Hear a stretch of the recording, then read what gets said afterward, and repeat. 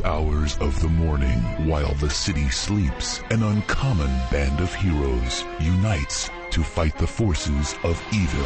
The Opie and Anthony Show. Oh, my sweet Jesus. With Op. I want to be known as notorious. No. Ack. Everyone is always in my way. Oh, you really are deluded. And B-Cup. Kind of fat-breasted and awful. And surrounded by dullards. Ben looks like poorly spliced film. Oh, it's hilarious. Whenever Steve yawns, it looks like the back of the Batmobile and it accelerates.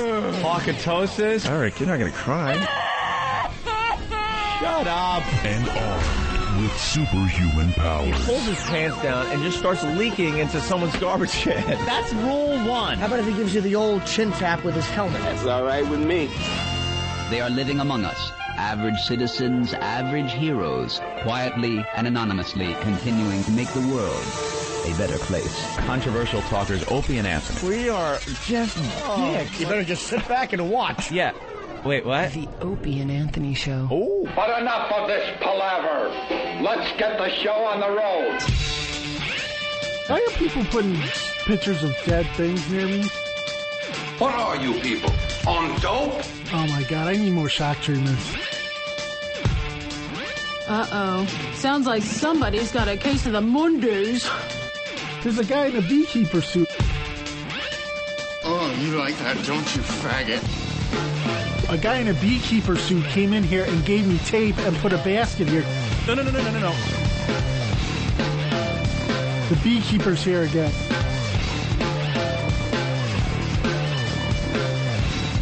The beekeeper came in and walked out with a sugar. Wow. Oh, shit. I don't know what my opening joke's going to be. I'm all confused. My God. What? The beekeeper's back. You had best unfuck yourself or I will unscrew your head and get down your neck! God damn it, Bill. Stop fucking with me. Take your clothes off. Who are you? This is Jesus Christ, Bill. I'm an atheist. I'm the son of God, Bill. Take off your fucking clothes. Holy crap, the bee guy's here again. What have we got here? A fucking comedian. The bee guy gave me water. I swear to God, there's a bee guy. There's a beekeeper coming in to talk to me, and he gave me water, I think. What's your name, beekeeper? There's a beekeeper here.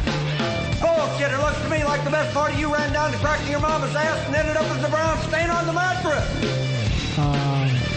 There's a beekeeper tearing things apart. Is the beekeeper still there? Yes. Fuck the beekeeper. Do your goddamn act, all right? Yes. I like my jokes like sex, short in and out with lots of laughter. And I always kill. Did you like that joke, beekeeper?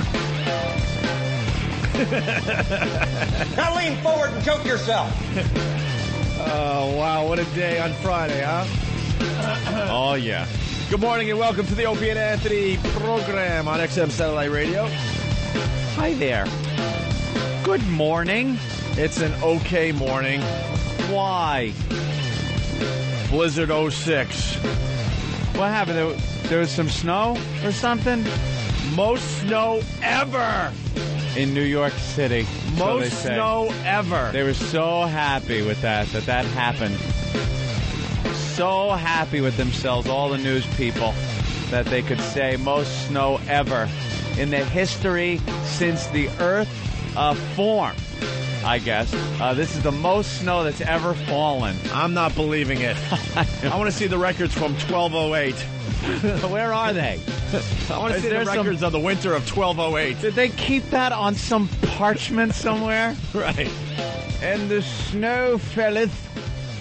We humans are stupid. We're pompous assholes. We're just very pompous, very self-important. We've been keeping records for, what, a little over 100 years, so we're saying most snow ever. Really? Drop in the bucket as far as time goes. God is sitting somewhere laughing at us going, these dopes think it's the most snow ever. Do you know what 22 BC was like, you idiots? Yeah, right. I piled snow on Manhattan. I read transcripts from like 300 years ago. He said, I was walking down Fifth Avenue. The snow was so bad, I lost my slave.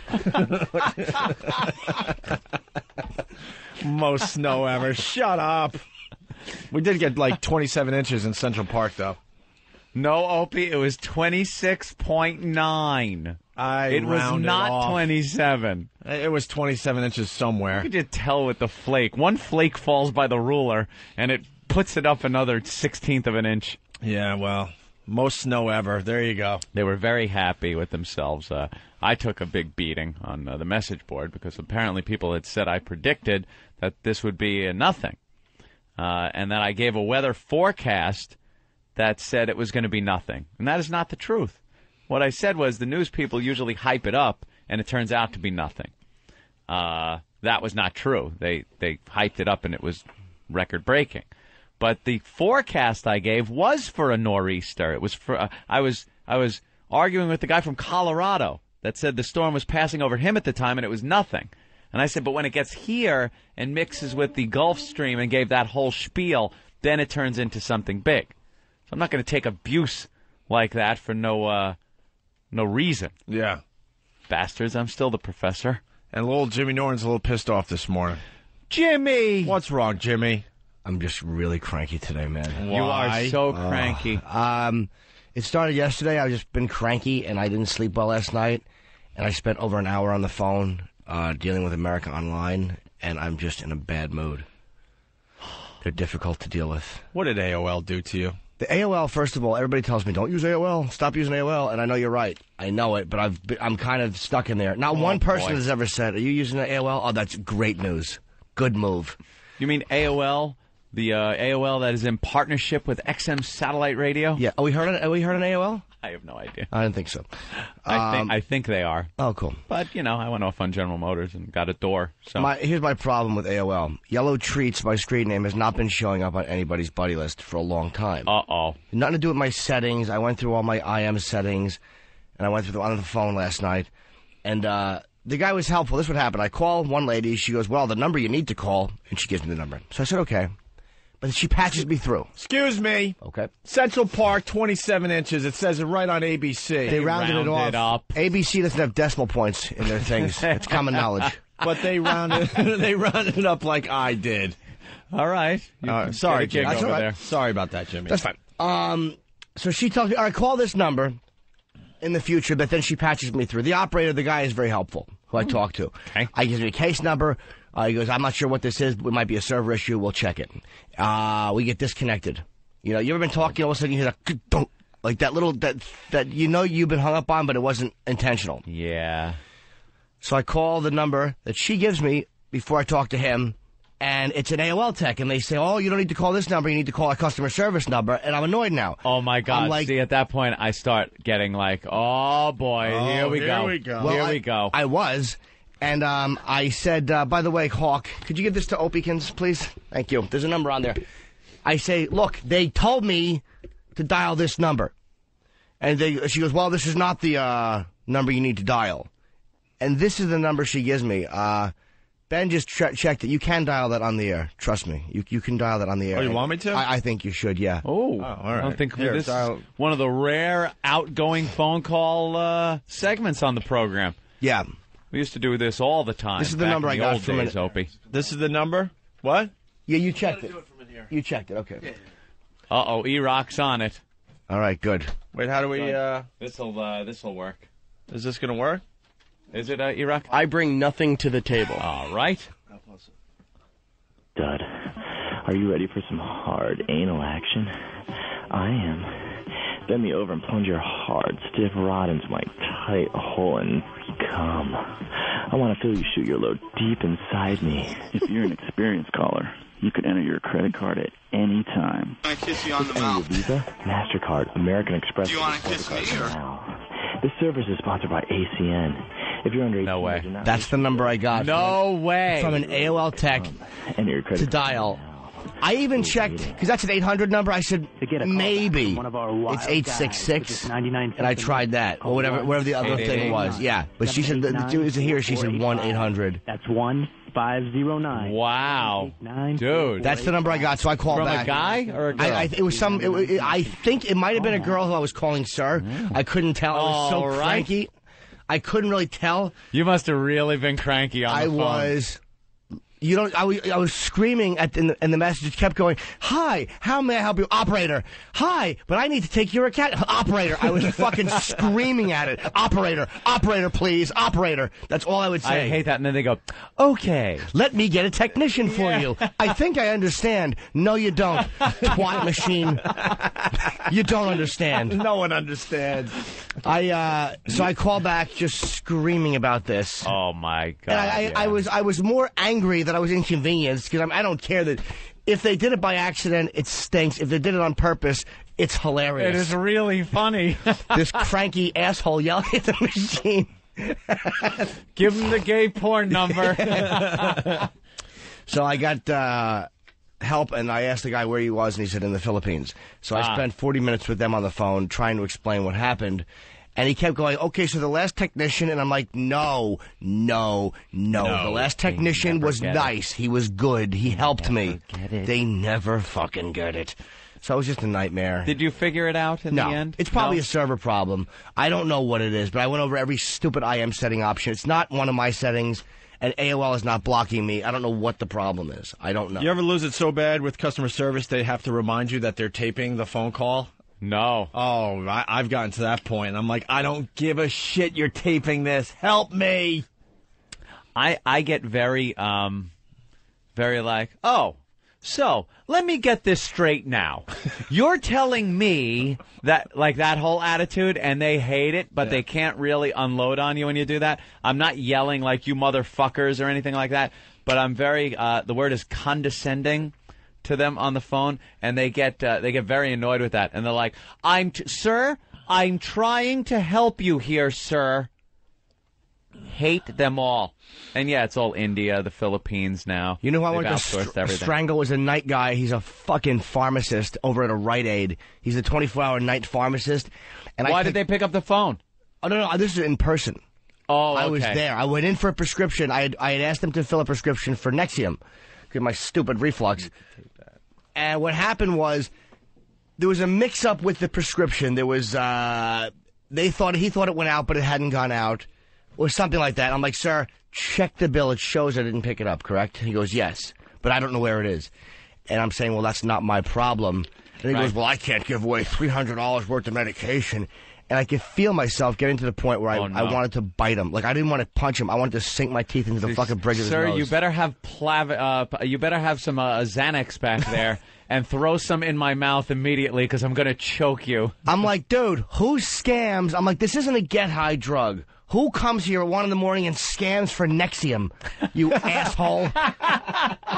Yeah, what's the going rate on the street per tab? He was such a fucking coward and so afraid of losing his gig. And I was also getting a leg release, so he was feeling that one. And I'm mumbling the whole time. I know, you're just fucking afraid of losing your job. Everybody's a fucking coward. Like, I wanted him to say something. So I was just physically going to throw something at him. So I wanted this. You wanted a reason to bite him. I really did, dude. They wouldn't arrest you. He was unshaven, and I started to hate his unshaven neck and chin. Like, he was just a slovenly... Hate every little square inch of a person. I hated him. I still hate him. If he's listening, and I'm sure he's not, I hope you're dead. Pharmacists are very nasty people. Yeah, they're creeps. Are they still going? 99 cents per minute with a $3.99 connection fee.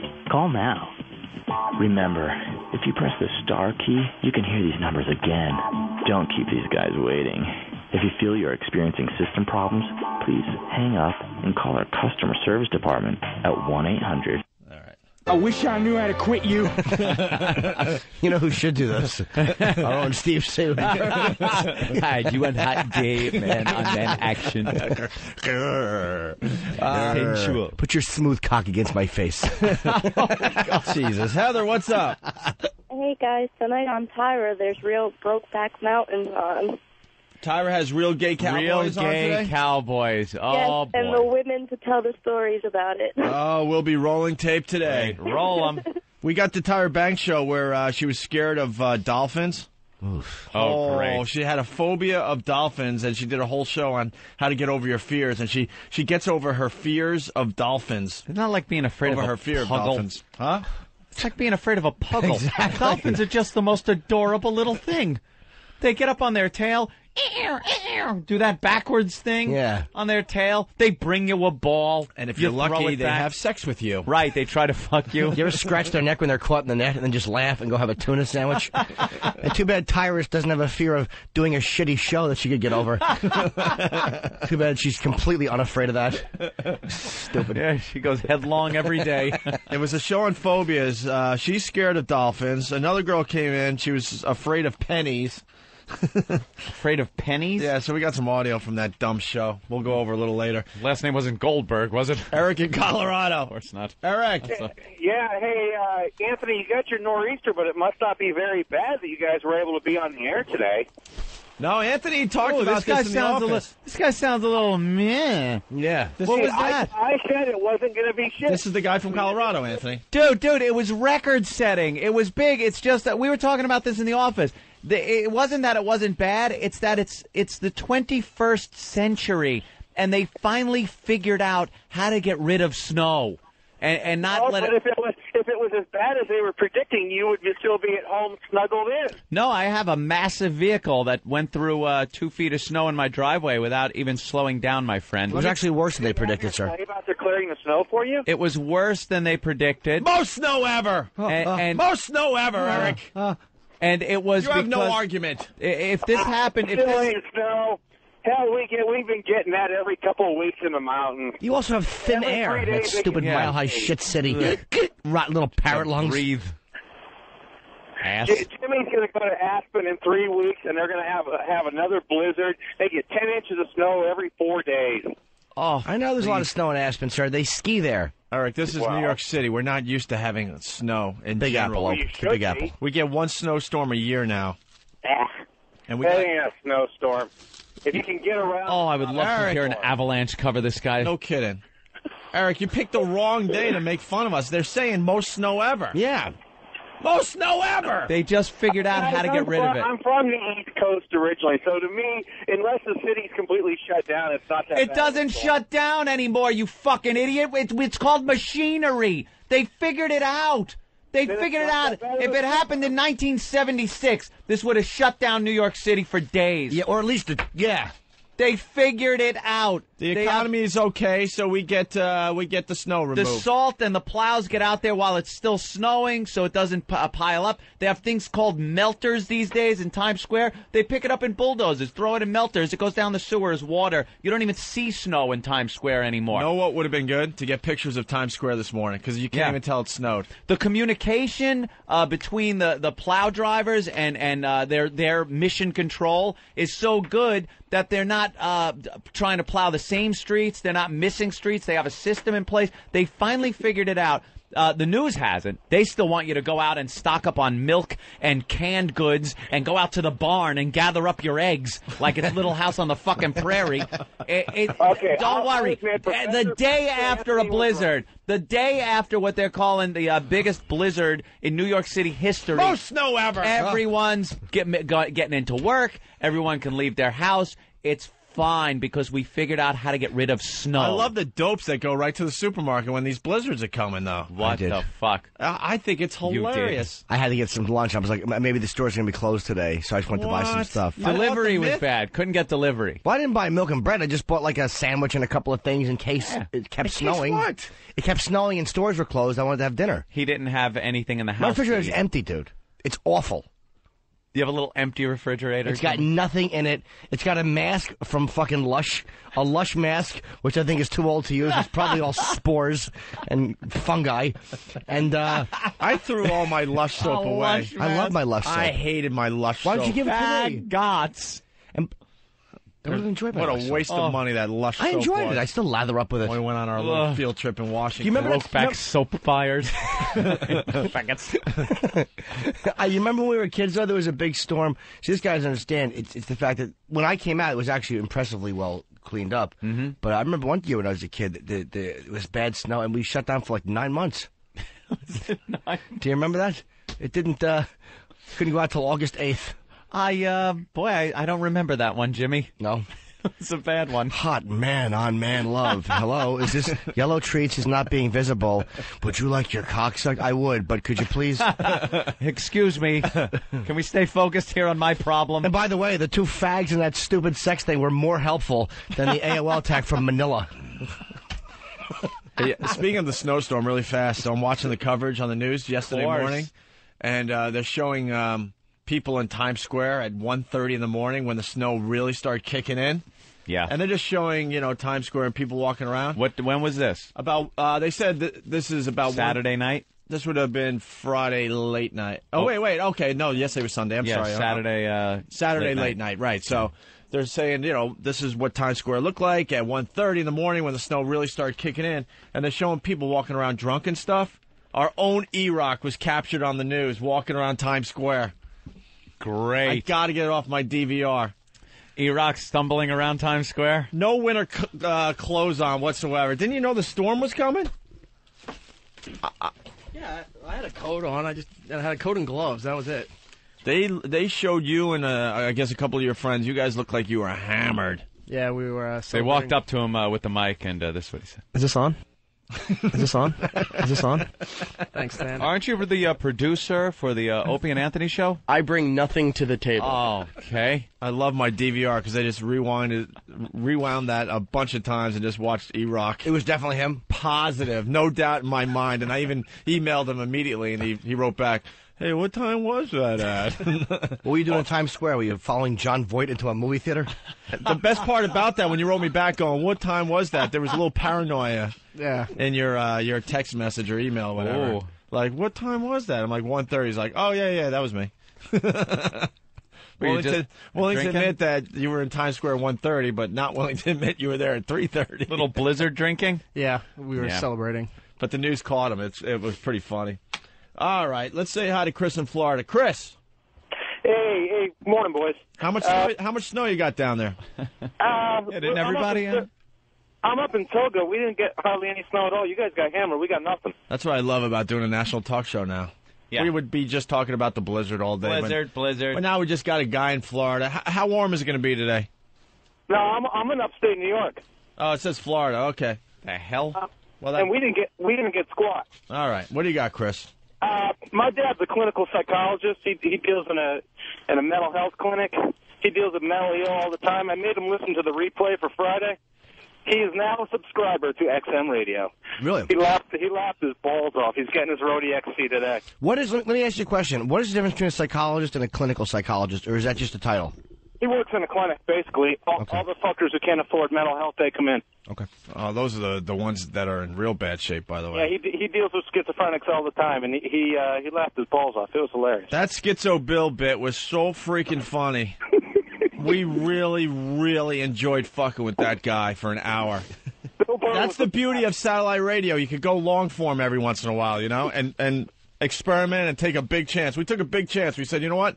The last hour of this show, fuck it. We're just going to mess with this guy and see how far we could take it. We didn't know where we were going to go with the bit. We didn't know how it was going to end. We just knew we had something there, and we just had to try it. Who was in the beekeeper's outfit? What beekeeper, sir? Just as crazy as he was. Yeah, we don't know. We don't know anyone in a beekeeper suit. That's right. All right, boys, punching out. All right. I don't know this beekeeper. I don't know what he does. Here's the deal. Schizo Bill will be available on Audible.com later today. Oh. Just that bit. Just that 1 hour bit so you guys can spread the virus and send it to your pals that don't know about the Opie and Anthony show. I walked out with Bill Burr Friday. Knowing Bill, he was not happy. Had the down the sidewalk. I've had these conversations with Bill too many times to count. The walk down the sidewalk, riddled with guilt conversation that Bill has with me. Like he really feels bad, but he can't stop. He's addressed the fact that he sits here, gets involved, but then there's a breaking point during the show, during the segment, where he feels very bad, thinks it goes too far, and leaves going home feeling badly. Tells his girlfriend about it. His girlfriend tells him to shut up. If you don't like it, don't do the show anymore. You know, things. He's a man in crisis every time he leaves this show. Ope and I had the same discussion. They said we were agreeing that we wish he would have hurt himself. Somehow physically, more than mentally. It makes sense when you're doing it and you're in studio. Yeah. And then there are days you leave and you walk down the sidewalk and you see normal people that you know are not fans of the show, have no clue who you are. Yeah. And you just feel dirty. You feel like you have to go home and, like, scrub with Brillo. I've over 10 years of doing the Opie and Anthony show, I have learned to rationalize things where I try to keep as guilt-free as possible while doing this show. It's a fine line. Yeah. But Bill, like, I don't need Bill telling me these things as we're walking down the sidewalk. Because then I start second-guessing myself and thinking and going, yeah, you know, maybe that was really mean. Know what I do? What? I convince myself that I'm an actor. Right. And then I'm playing a role. Hey, what did you and Bill do? Did you guys stop in and get a manicure together and have your dresses pressed? I love the fact that we fucked with that creep, and we should continue to do it. Stop having a conscience. I understand. Nice Escalade, nice home you're moving into. Look, I am Keep fucking with people. I am right here with you, Jimmy. I am right here with you. I'm not saying that I'm agreeing with Bill and I'm ready to abandon the show. I'm saying, Bill, shut the fuck up. You're bringing me down. All right. Enough of Bill and his good heart. Really? Bill's not a sweet boy. Bill's a sociopath. You understand swimming under his pleasant smile and his chiseled jaw is a fucking sociopath? Do you understand that? That stare that he had was creepy. The look he gave? Which Bill? Oh, you're talking about Bill Burr. Yeah. Oh, yeah, Burr's a nut deep down. Yeah, there's a complete wacko. Well, I'm talking now about the stare Psycho Bill. Okay. that Schizo Bill had. That was very, very, very creepy. Well, the videos are up on opieandanthony.com from Friday's show. Lots and lots of video of Schizo Bill with the beekeeper coming in and out and all that fun stuff. My favorite part, by the way, and because it's radio, obviously it doesn't do it justice. Unless they got it on video, I don't know. I think the people on Pal Talk got to see it live. Uh-huh. Pal Talk blowing up. We'll have to talk about that later. Oh, yeah. Now it's all about Pal Talk. People don't even acknowledge they're part of Whack Bag. It's, no, I'm a Pal Talk guy. Pal Talker. It's kind of weird. But anyway, Anthony's interviewing Bill, Schizo Bill there. We already left the studio. I started that whole thing. I left first, and then I was trying to get everyone out. And Anthony was stuck in the studio and continued to interview him and made his seat go down slowly until he disappeared. I've never laughed harder from the other room in my life. Yeah, he was really freaking out. Because Anthony, just as normal as could be, still trying to interview him, and just slowly but surely he disappears in front of Bill's eyes. And then he's, where did you go? Who's talking to me? And now Anthony is carrying on a conversation under the console. He has his microphone under the console and just continues the interview with him. Poor fella. And anybody that thought that guy was faking it or whatever, he sat in this studio all through the break in between the shows and into Ron and Fez's show. He sat in this room alone. Right. He's a fucking weird dude. Talking to himself. And what you didn't get to hear, because we went off the air Friday and then Ron and Fez started up, but Pal Talk got to see it. That's the beauty of this damn Pal Talk, to get a little extra show. Because we keep the mics on during breaks. You get to hear some stuff that maybe we shouldn't be telling you guys. Yeah, and then when the show's over, you get to see the changeover between shows. So the show ends, and you guys pretty much heard the ending of the show, and Schizo Bill was still sitting there. Then we decided to make believe we never did the show. Yeah. And Pal Talk, they all saw this, where we were coming and going, hey, what's up, Bill? We're going to interview you today. I'm Opie, and this is Anthony, and this is Jim Norton. And then we're taking breakfast orders and all this stuff and making believe we didn't even do a show yet. And he goes, I just did the show with you guys. And we have 2 clocks on the wall behind Jim Norton, and one's a West Coast clock. So it looks like it's morning. Yeah. And we're like, no, see the clock on the left? It's whatever time it would be, 8 in the morning or whatever. I'm like, no, it's 8 in the morning. We're starting in a little while. You need anything, Bill? You need coffee? He was so freaking confused. Yeah, he didn't know what the hell was going on. And we got him to sit through until Ron and Fez started, and then Ron and Fez did a half hour with him. So it was unbelievable. Someone's suggesting next time Schizo Bill comes in, we have half a Hulk face sitting in. Oh, my God. Wow, would that just freak him out and not acknowledge him? Yeah. Make like he's just seeing him. By the way, I can't wait to see what shows up on Friday. Oh, yeah. I think Game On. Game On. I think we were starting to lose our American Mess contest. Game On. American Mess, we're looking for people like Schizo Bill or Half a Hulk Face or Scully Opie. Looking for new freaks. Scully Opie. Best name ever. Looking for new freaks for the Opie and Anthony show. Whether you're a freak, you got something wrong with you physically, mentally, we don't care. You got a special talent, like you can smoke cigarettes from your vag, we don't care. Seen that. And you're a guy. It's a talent show, it's a freak show, it's everything. It's American Mess. And now I'm thinking, because of Schizo Bill, that the contest officially begins. I think now we're going to get some people. Game on. Game on. But the videos are up on opieandanthony.com. And the actual bit, just the 1 hour bit of Schizo Bill, will be available on audible.com a little later this morning, I guess. Okay? Right. Let's say hi to Lucky Strike. Lucky Strike, what's up? Hey, what's up, boys? Hey. Hello. Friday show, man. Unbelievable. I wish I had Power Talk so I could have watched all that craziness going in there. But did you hear when you guys were talking to him about his name? What was it, Martin, I guess? And he was like, there is no Martin, only Bill. Yeah. If you remember from, like, Ghostbusters, there is no Dana, only Zool. Oh, yeah, okay. I believe that was his inner one coming out. Yeah. It is. Anthony. Yeah. Do you listen to old-time radio on the XM there? Like what, the 50s? The 40s? No, there's an actual channel called Old Time Radio or something like that. Is it? I have no idea how many different fucking channels. Where it's the old radio serials. Real? Oh! You got to check it out. It's hilarious. Wow, I got to check that out. You do. I can't remember the station or what, but it's old-time radio. You can't miss it, man. You need to check it out. When I was a kid, I remember one of the ways I used to be punished was that I wouldn't be allowed to watch TV. So I got bad grades one time, and I wasn't allowed to watch TV for like a month. So I was listening to old... They were still doing radio shows. They were doing them in the 70s, too, like you know, on-air serials, I guess they're called, or radio show, whatever they're called, series. Yeah. And I got to listen to it when I was like, it was kind of interesting. You kind of got hooked on it. Yeah. Really? Yeah, there's no more to that story. I mean, it really was when it was like in the late 70s or early 80s. It's neat, man. I think you'll like it, Ant. You guys rule, man. All right. We got an update on Schizo Bill. Bill. Hey, what's going on? You're not the Bill, though. No, I'm not the Bill. There's too many Bills in this equation. But... Yeah, I know. There's Bill Burr, who was freaked out by the Schizo Bill bit, and now there's Bill from Cleveland, who drove... you're the one that drove him down? Yeah. So another Bill drove him down? Yeah. All right, so what happened after the show? Well, we got outside. He looked at me and he goes, "Did I win?" Did I win? And I told him that he lost to a guy named that looked like Brian Dennehy. Yeah. So is he all right? Yeah, he's all right. I was a little weirded out when when the replay came back on. He started shivering real bad, and I'm like, "Oh, this isn't good." But oh no, he was shivering really bad. But he just said he was cold. But I had lunch with him yesterday, and he seemed all right. He was real happy. He got like over 100 friends on MySpace, so he's just happy as can be. Yeah, join his MySpace account. It's Schizo Bill.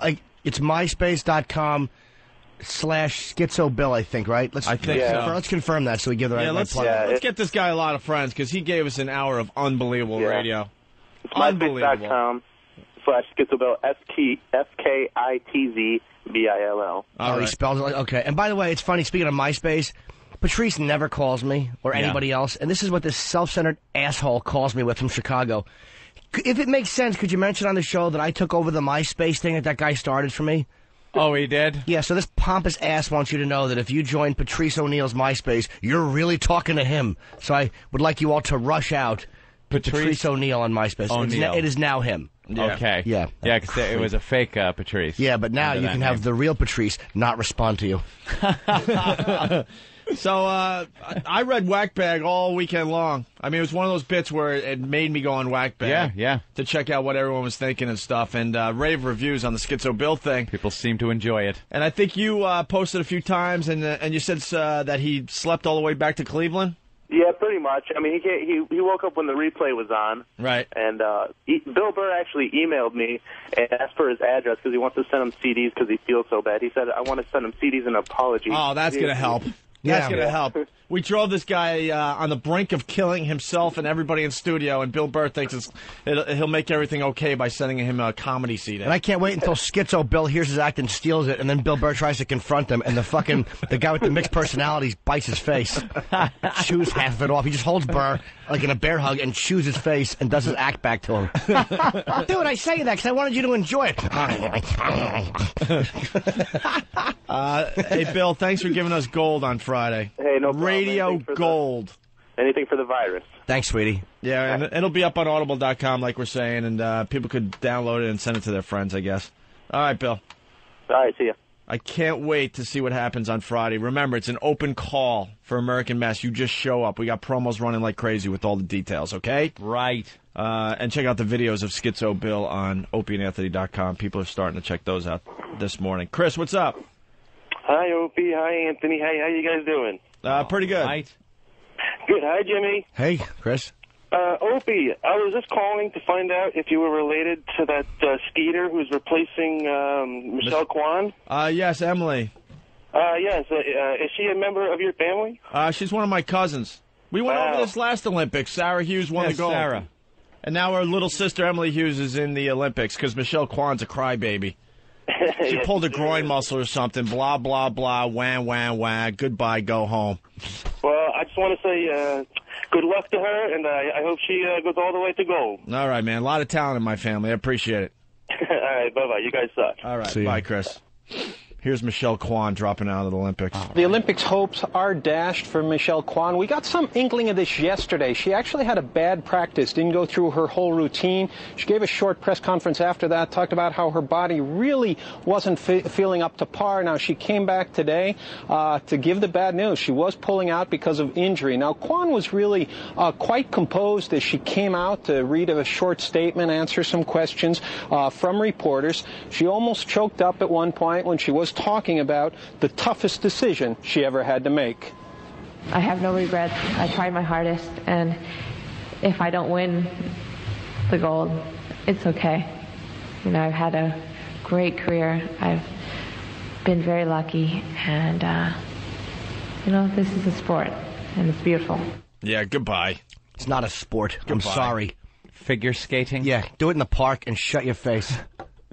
She made an 8. An 8. Fucking cares. An 8? What are you talking about? Figure 8. It's an 8. That was the last time you watched the Olympics. Exactly. Why would I?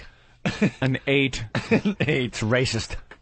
Now, it's a very difficult day for Michelle Kwan, who made her decision sometime after 2 a.m. At 25 years old, she'll probably never have another chance for an Olympic gold, even though she has both bronze and silver. Now, United States Olympic Committee Chairman Peter Ueberroth calls her a true champion.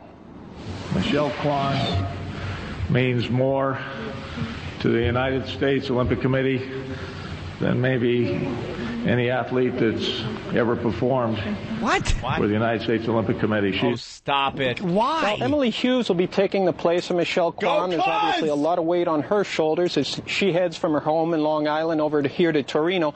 As for Kwan, she was really very gracious through all that. Even yesterday after she had that bad practice, she said, hey, this is a sport. What we do is entertain people, try to have fun doing it. That's gracious. That fucking hack response. Hey, you know, I did the best I could. Yeah, that's really gracious. That fucking hack emotion.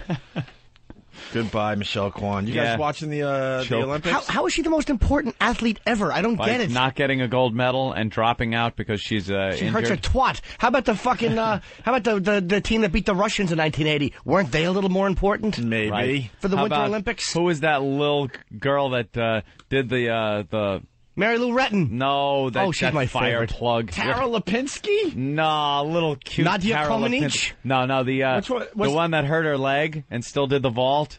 Oh, Carrie Strug. Carrie Strug. Carrie Strug. And, yeah, but that's like Summer Olympics. I know, but it's the same thing. She was injured, and she still did her job. Yeah, that's right. Not like this Was Eric drop Heiden. out. What about Eric Heiden? What about him exactly? He won everything. But she's the most important. She fucking hurts herself giving a happy ending somewhere, and she can't compete. Oh, me vagina hurt. Me vagina hut. What a way to go out. You have to admit to the world that you pulled your twat. Yeah. Pulled your twat muscle. What happened? I don't know. I was exercising. I got my lip caught in my fucking ankle bracelet. Jesus. I don't think that's what happened. Well, I was doing it. She was probably doing like one of those, you know how they do, like they'll go in a circle and they spin on the thing on the right foot? Yeah. She did a split on the ice and she came up and a hunk of ice came with her. And her lips act like a suction cup, so she has fucking freezer burn in her box and had to drop out. That's what happened. You guys watching the Winter Olympics, though? Not a piece of it I haven't watched yet. yet. The flying tomato? The flying tomato, the snowboarder? Yeah, he won gold last night. Thank you, CNN. Thank you, NBC. Your coverage stinks. I want to get into the Winter Olympics. I want to watch. I really do. You want to actually get in. I was going to say it's a little late. As what? Well, the flying tomato, he had to do a second run, right, in snowboarding to qualify for the finals, and then he kicks ass, right? But if he fucked up in his second run, he wasn't going to be in the finals, which was like, because he was the favorite. Yeah.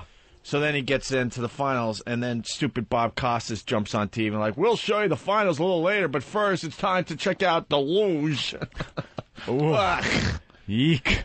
And then I go, well, all right, how exciting could the luge be? You've seen one, you've seen them all.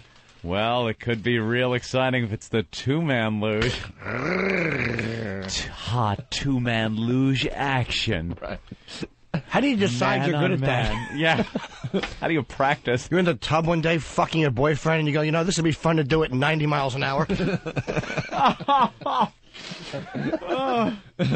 Someone is suggesting that Michelle Kwan is like the Buffalo Bills of skating. Kind of true. Yeah. Kind of true. Can't close the deal. She was a favorite many, many times and just blew it. Choked under pressure a lot.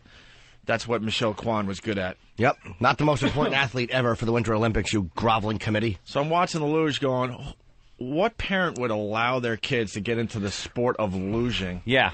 It has to be irresponsible parents. How many in a luge? Encouraging. Huh? How many in a luge? How many people? Well, there's the one and the two. You could go one or the two. They're like teams, like 5? And you're basically... That's the bobsled. You're basically on your back on a sled going down the tube thing, 90 miles an hour with your groin exposed. Yeah. Who the fuck would want to do that? Your groin exposed to two big hook-like things at the front of the luge. Right. I don't get it either. And then, like, some dude, they were showing him, and he came in 4th place by, like, 100th of a second. Yeah. And then the announcers had the audacity to say, I guess he just didn't have it in him this time. What? The 100th of a second? Right. Is that really his fault? Right.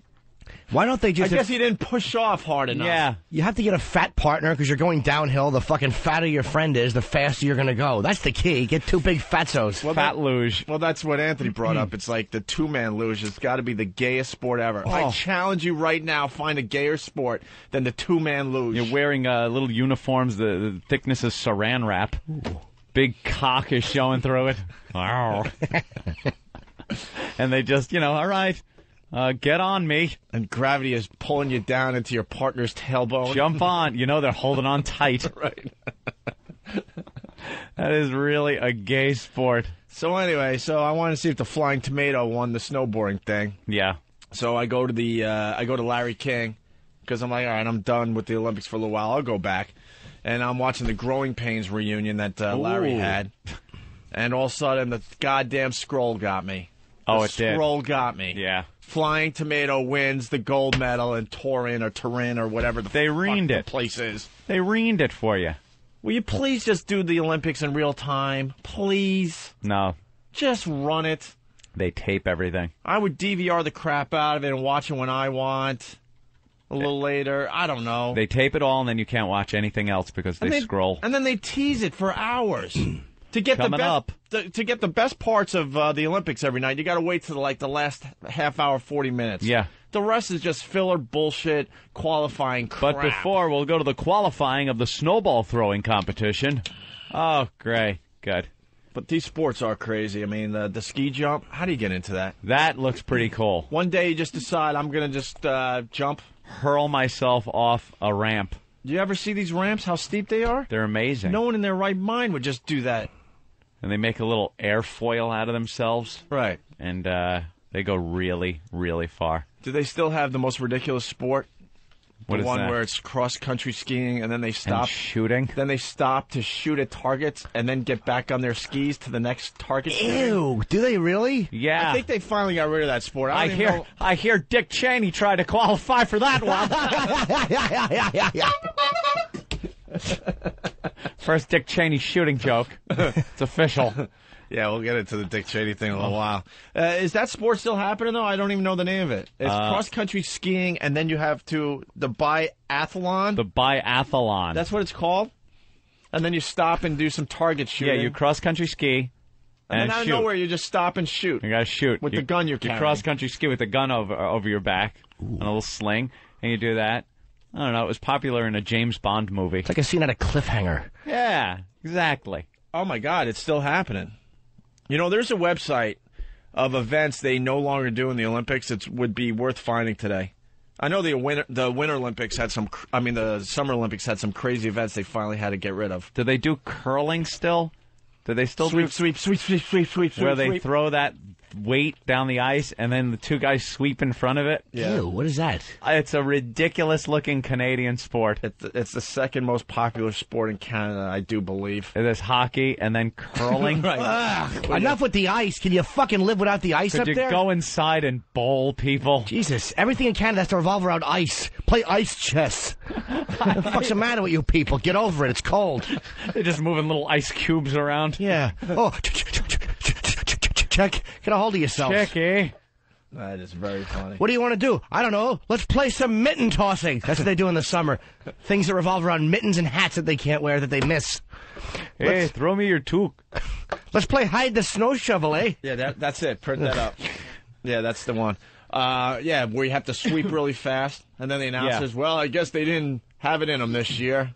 They didn't sweep. For what, sweeping fast enough? They didn't sweep well enough. I don't know what the sweeping is. I don't get that either. I don't want to know what it's about, so don't call in with that. It's like bocce. Tom in Indiana. Tom. Yeah, you couldn't TiVo. I tried to TiVo the opening ceremonies, and it won't let you. I tried to record it on a VHS tape, and it just blanked it out.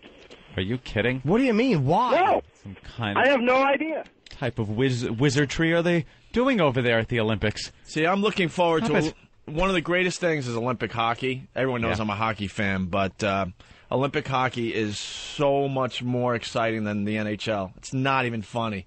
And what are they going to do? I want those games in real time. I don't want to fucking have to see that the United States lost or won on a scroll somewhere and then watch it. And then watch it. It's not worth it to me. Just are they showing this anywhere in real time? They used to in the past get some obscure cable channel to run some of this stuff in real time. Yeah, and then 3 in the morning you could tune in and watch some sports. Why can't you DVR it or TiVo it? Well, they might have some kind of block on it. For what? No, the problem is by the time they do any coverage, these events are long over. Yeah. And I mean, we live in a day and age now where you can't even turn on your computer without getting Olympic results. Run on AOL, bam, there it is. Yep. Yeah, so you don't even have a choice if you want to just live in the world we live in. Yeah, you go to check your mail and boom. I go outside to get the stupid newspaper and they're scrolling Olympic results on the top of cabs. It's a different world now, so just show this stuff in real time. Because you can't avoid you can't avoid it. You can't avoid the results. There was a time you could. 20 years ago, you didn't have the computers really and all this other stuff. TV, newspaper, and a radio. Right, but now it's everywhere. Everywhere. Hi, I'd like to order some peaches. Oh, where's the Olympic results? No, shut up. Yeah. Oh, well, I challenged people to the gayest sport ever, and we thought it was two-man luge, right? Yeah. Well, Matt has one in Indiana. Matt? What's going on, guys? Hey man. Hey, a couple observations on the Olympics. Number one, there is one sport gayer than the luge, the male double luge, I should say. Yeah. That's figure skating, of course. And male figure skating. Oh, right? Wow. Yeah, when the guy gets out there alone. Ooh. Like male singles, do they do that? I don't know. Is there just a guy that goes out there and goes through his over-dramatic arm movements and The only thing gayer than that is when they finally go into load catching, where people just fucking dump loads in their hands and throw it, and you have to catch it like a seal grabbing a fish. On ice, yeah? One more thing, I was surprised to see Rocky Dennis win the snowboarding. That's really good. Take it easy, guys. The flying tomato does look like Rocky Dennis a little bit. Something is been happening with my mic the past couple of weeks. What? It. Oh, I know. Listen to that. You might not want to touch that. Yeah, no shit. You might not want to touch that. That didn't happen. Have you asked for it to be fixed? No. Okay, well, because I forget what. Do that again. Well, you guys have. Yeah, touch that. Yeah, I don't think that's going to cause a tumor or anything. That's great. It's like I'm talking into a fucking taser. And me and Oprah just feeling ours, and we're going, all right, well, at least it doesn't happen with mine. Now, Yeah, it doesn't happen when I... Yeah, okay, when I touch the bottom metal part. Not when I touch the foamy part. But it doesn't go over the air either. It's just in It here. doesn't? It doesn't go over the air? All right, people, then you didn't hear that. That's But it goes like this. I'll do it for you. It's a shock noise. Yeah, shock noise. Steve from Waxbag. Steve? Yeah, Opie, the ice hockey games are being shown live on USA, MSNBC. I believe the coverage starts tomorrow. Oh, great. And USA's on at about 3:30 in the afternoon, but coverage starts like 4:30 in the morning, so get up early. I'm telling you, if you have any interest in hockey in general, watch Olympic hockey. The rinks are much bigger, so there's so much more action. This is gold. I taped all the games last time, and I'm doing it again this year. So all right. that'll work. Thank you. I love this. Yeah, I remember.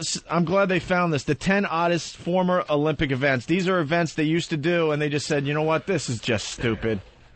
These are some of the lamest events. These were actual events, though, in the Olympics. You want to read through these? You could be an Olympic gold medalist in tug of war. From 1900 to 1920 in the Olympics, they did tug of war. Were they wearing those striped one-piece bathing suits on a beach somewhere? Entertainment for West County cider heads during the summer fete. What is that? I have no idea. It's FETE with like a half of a with a hat over one of the E's. Good, exactly. Well, no, it's a crooked hat. It's like a crooked hat. It looks like the bottom corner of a square turned on its side over the E. Let's see. First tug of war in 500 BC. Modern Olympic rules: a team of 8 had to pull the opposition 6 feet to win. But if no such drama had occurred after 5 minutes, the side who would pull their opponent the furthest triumphed. London 1908 saw the sport at its most intense when America was beaten in just a few short seconds by Great Britain. That's fantastic. Wait, it's great, though. The unhappy losers accused Team Great Britain, all of them policemen, of wearing illegal spiked boots. Oh. So we offered them a rematch in our socks and still stuffed them. Wow. That is exciting. Olympic tug of war. Talk about homoerotic, because the team, you're all like pulling back, and you're all close together, ass on dick, a bunch of men sweating and pulling. Pulling and sweating. And pulling as a big team, as one unit. Big cracker in the middle. Motorboating was an Olympic sport in 1908. That only lasted 1 year. How is that showing athleticism? I don't know, but it seemed to work well in Modesto.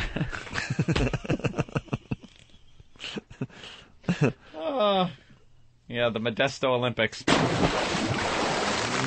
Oh, making good his dismount. You see the way he ties the cinder block there? That guarantees the body sinks immediately. Motorboating. Wow. Top speed, 19 miles an hour. Back in 1908. Wow. Lousy British weather meant 6 out of the 9 scheduled races were canceled. A first-rate flop all around and never to be repeated. Right. Motorboating. And then they tried cricket in 1900. For 1 year, they tried the old game of cricket. Yeah. And this is a weird sport. What is this? They did it in 1904 and 1932. They decided to bring it back in 32? Yeah. It was an Olympic event called club swinging. Club swinging? What the hell is this? Look, it's funny the way they start. Not, in fact, a night out for bored couples. I get it. It's not that. No. It's an event that involves swinging a club festooned with ribbons very quickly around the body and head in a complicated routine. At the 1932 Games, American George Roth displayed a level of dedication seldom seen in the modern Olympic era. It was the Great Depression, and Roth was unemployed and hungry, yet he won gold. Seconds after being awarded his medal in front of 60,000 spectators, he walked out of the stadium in Los Angeles and hitchhiked home. That's the old days, man. Solo synchronized swimming. They did in 1992. Solo synchronized? That's one of those, what? Doesn't make much sense. That's one of those oxymorons? Oxymoron. Yeah, because synchronized swimming is all about doing the same thing everyone else is doing. It's just looking like an idiot in the water if you're alone. Yeah. Tumbling. Tumbling was an event in 1932. Jesus. Man, there was another event where people had to dive down as far as they can in the water. Yeah, that's a good one. And it was getting close to the point where people were, drowning and dying, so they had to get rid of that sport. It's not on this list, unfortunately. I saw it on another list of wacky Olympic events. Tumbling, Anthony, what's that one about? 1932 they did this. Certain black and white era mat events, hands-up calisthenics, had all the aerobic verve of school gymnastics certificate 6, which I recall featured skill at... Who's writing these? Had all the aerobic verve of school gymnastics certificate 6. Whatever that means. What's that? Forward roll, gravity defying, standing up, tumbling, however, was no such primary school farce. American Roland Flip Wolf took gold in L.A. thanks to his revolutionary backflip with double twist, only to see the event flick-flacked off the floor and into gymnastic history in 1932. You think if Heather Mills did a somersault, she would roll like one of those gym balls that was like uneven and like loppy? A little too much weight on one side. The rope climb. Boy, they sure gave this a chance. Brought it back 5 times. 1896, 1904, 1906, 1924, and 1932. They tried to bring back the rope climb. 1932 Olympics sucked. It had that. It had tumbling. It had the club swinging. Jesus, what a awful Olympics. I guess it was just climbing a rope. Climb a rope was to shin up to the top of your rope. And I guess whoever did it fastest? Well, but then only, like, in 1896, only 2 climbers made it to the summit, prompting officials to send the rope back for alterations. Sounds great. Here's my favorite sport. They should bring this back. I'm sure Peter would love this. Live pigeon shooting. That rocks. 1900. They shot pigeons. That's what they did. 300 poor defenseless pigeons, to be precise. 300. Wow. Pest control fans watched in awe as Belgium's Leon de London won gold, bagging himself a healthy 21 birds. And presumably a place in RSPB's most wanted list. I don't know what that is either. Respect pigeons, bitch. 1906, pistol dueling. Hey, you know who'd be good at this? Who? Dick Cheney.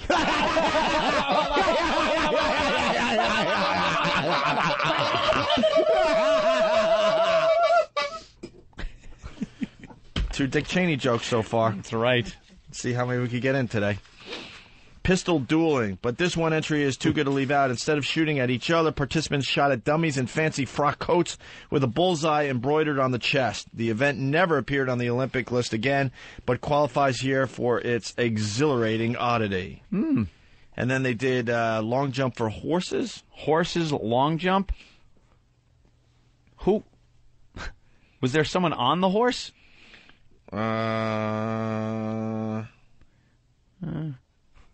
Because it seems like this is for the horse. Like this is your horse a medal winner? Ah, Doon. That's Doon. I don't know. So there you go. Let's say hi to Tony in New Jersey. Tony. Yeah. What's up? Barrel jumping. I remember when I was a kid, we used to have barrel jumping, where the guy used to jump over barrels. Oh, yeah, they would skate and then jump over the barrels. They don't still do that? Wait, they got rid of that one? They got rid of that one. They don't do that no more. I remember that one when we were that was growing fun up. when they'd miss. That was the best sport because if they didn't miss, they'd add another barrel until the guy, Yeah, until he landed finally... his nut bag. Yeah, exactly. Nuts first on the top of the barrel. Yeah. One other thing, that microphone thing, it does go out over the air. Okay, thank you, sir. All right, I didn't mean to hang up on you. Call back. Kevin in Jersey. Kevin, what's up? Hey, last night during the luge, they had a German guy on there, which they called the white sausage. And as he's going, because he's wearing a whole white uniform, as he's going down, my wife was sitting next to me. Goes, Jesus, look at his cock. No wonder they call him the white sausage. They're wearing these suits that are supposed to be very aerodynamic. So it has to be as tight as possible. Tight and as thin as possible. They would do it naked if they could. Yeah. It looks like they're just covered in a thin coating of latex. If they could, they would just duct tape their penis down and go naked. Would you luge with me? Would you? I'd luge with me. Would you? You need some help with that luge? Would you? Look a little handicapped there. Thank you. So your wife commented on that, sir? Yeah, she was pretty excited. And I tried to explain to her that's probably not what NBC meant. Yeah. The luge guy. Hopefully she doesn't say that during the horse jumping. All right, Kevin, thanks. The white sausage. He's the guy that rolls over on his belly to stop at the end of the run. They probably call him that because he's a big dick. His friends probably call him that, like they call Randy Johnson the big unit because he has a huge cock. Right. That's why his name is that. And he gets in that white suit. Yeah. He got his big dick in there. Sure. And the stupid Germans, that's their idea of funny. Oh, look, the white sausage, the big sausage. The white sausage is here. Zell! Zell! Let's say hi to Scott in North Carolina. Scott. Hey, good morning, boys. How y'all doing? Pretty good, buddy.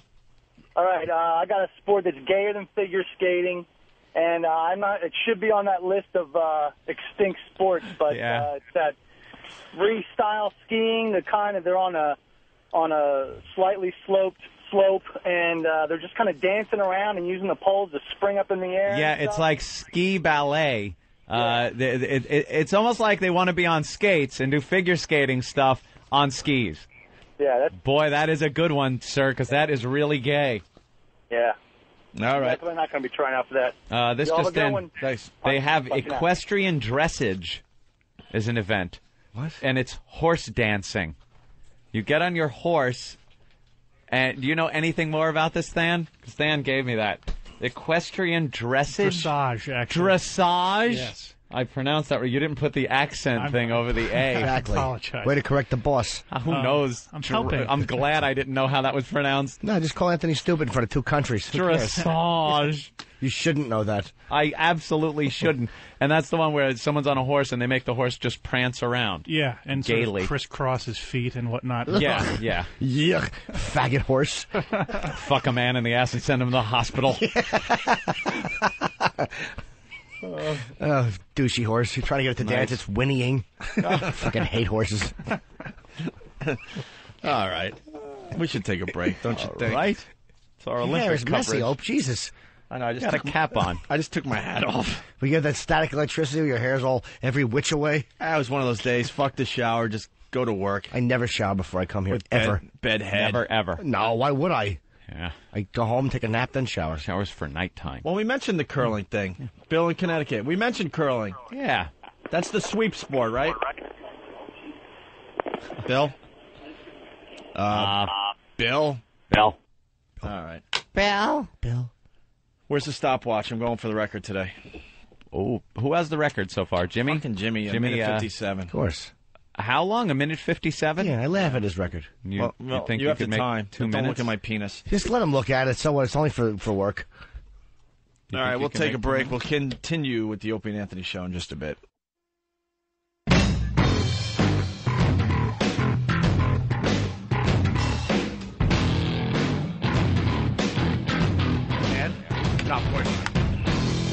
Yeah, we'll see what happens with that.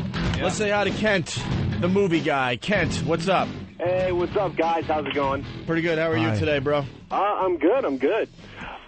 Yeah, got a bunch of new rumors, bunch of new gossip about new movies coming out in the near future. Well, I'm very excited. That's all well and fine, Kent, but I'm very excited at the movie that was #1 this week in the box office. That's right. Which one? What do you think was #1? King Kong? No. Yeah, good job, Jimmy. #1. Pink Panther, of course. Brokeback. No, Pink Panther. And here comes the headline. Oh, here comes the headline, everybody. Yes, a Pink nation. Panther claws its way to top spot. You know yeah, what? boy, was it garbage. You can't fault Hollywood for making it. God damn it. The American public, you dumb motherfuckers. Hollywood knows how stupid you are. They sat there and watched that piece of shit. Good. And probably all laughed. Look at them falling down the stairs. Fucking assholes. But Hollywood, you know what? They're in the business to make money, not have integrity. And if this dog shit didn't make money, they wouldn't make it. And you fucking dummies out there that are going to see the Pink Panther, I hope everyone who went and saw that was somehow paralyzed in a car accident on the way home. You and your fucking dates, assholes. But Jimmy, does that include me? No, because there's a difference between you're going to actually review something and you know the difference. You know what? Yeah. People just going to though? laugh. Nothing else was in the movie theater, though. Exactly, which is better. That's the problem. It's a weird time of year. I went to my movie theater 2 or 3 times in the last week, I guess, just wanting to see a movie. I'm like, I've either seen the movies that they have listed, and then the rest of them, like, I don't want to see any of this crap. So you didn't sit through anything? I'm not going to sit through the Pink Panther. I refuse. I refuse to sit through that. Do you think they put it out at a time when they knew nothing else was really happening? Of course. Here's the thing that happened with the Pink Panther. They made it over a year ago. I mean, it's been done for forever. What happened was Sony bought MGM, and it ended up sitting on a shelf. This movie was done, and Steve Martin was able to go shoot another movie and release it before this movie came out. Sitting on a shelf? It was sitting Look, on a I shelf. said shelf. Oh, Funny. I said a shelf. No, shelf. That's a funny everyman That is look what you I have. said. Shelf. Oh, you got it Shut up. right. Hold on a minute. We got a guy. I'm going to put him on the line with you. George in Colorado saw the movie. George? Yeah, a friend of mine's a manager in AMC Theater, and he got me in for free. No excuses. No excuses. I know. I walked out 15 minutes into the movie and told him I wanted my money back for my popcorn and soda. It sucked so bad. Good job. You tell him. What was the part that made you go, you know what, this ain't getting any better. I got to get the hell out of here. The whole fucking thing. Really? It just, I don't even remember what I saw. It was so bad. And to make matters worse, it was a matinee show, and a bunch of fucking schwoogies were in there and would not shut up. Oh, of course they were in there. Beyonce's in the movie. Colorado? Why wouldn't they be in there? Oh, fuck. That made it even worse yet. It's like I walked out. I said, not only did not shut up, the movie sucked. And my friend was like, man, I'm sorry. He says, you know. Yeah. He said, and I talked to him last night, and he said the movie isn't even selling out. So I don't see how it's number one. Well, it made 21. No, it only made 21 million. I mean, you know, usually a movie when it's number one for the weekend makes a lot more than that. Yeah. But it's a slow movie season right Well, now. you got the Olympics dropping on Friday. Most people stay in. Plus, weather is Sir, bad did around you this just time. use the word drop? Yeah. Sir. What? The only thing that should drop. I don't even want to do the joke. I apologize. It was going to be completely tasteless and just no reason. Of course it was. And there'd be no reason for it. Did you just censor yourself? Only because it was like one of those things you're going to say. It's like, this is so out of place and so for no reason to do a miscarriage joke in the middle of a movie review. Yes. I knew that miscarriage joke was coming. And I couldn't word it properly fast enough. Feel free next time. All right. Go ahead and interrupt me. This weekend, though, you got some good movies. You got, God, my brain is freezing, Night Watch, which is a Russian film that is going to blow everyone away. No, it's not. Why is this going to blow everyone away? It is. It's a Russian film that is like in the same vein as The Matrix. It's got amazing special effects, really cool story. What do they know about special effects over there?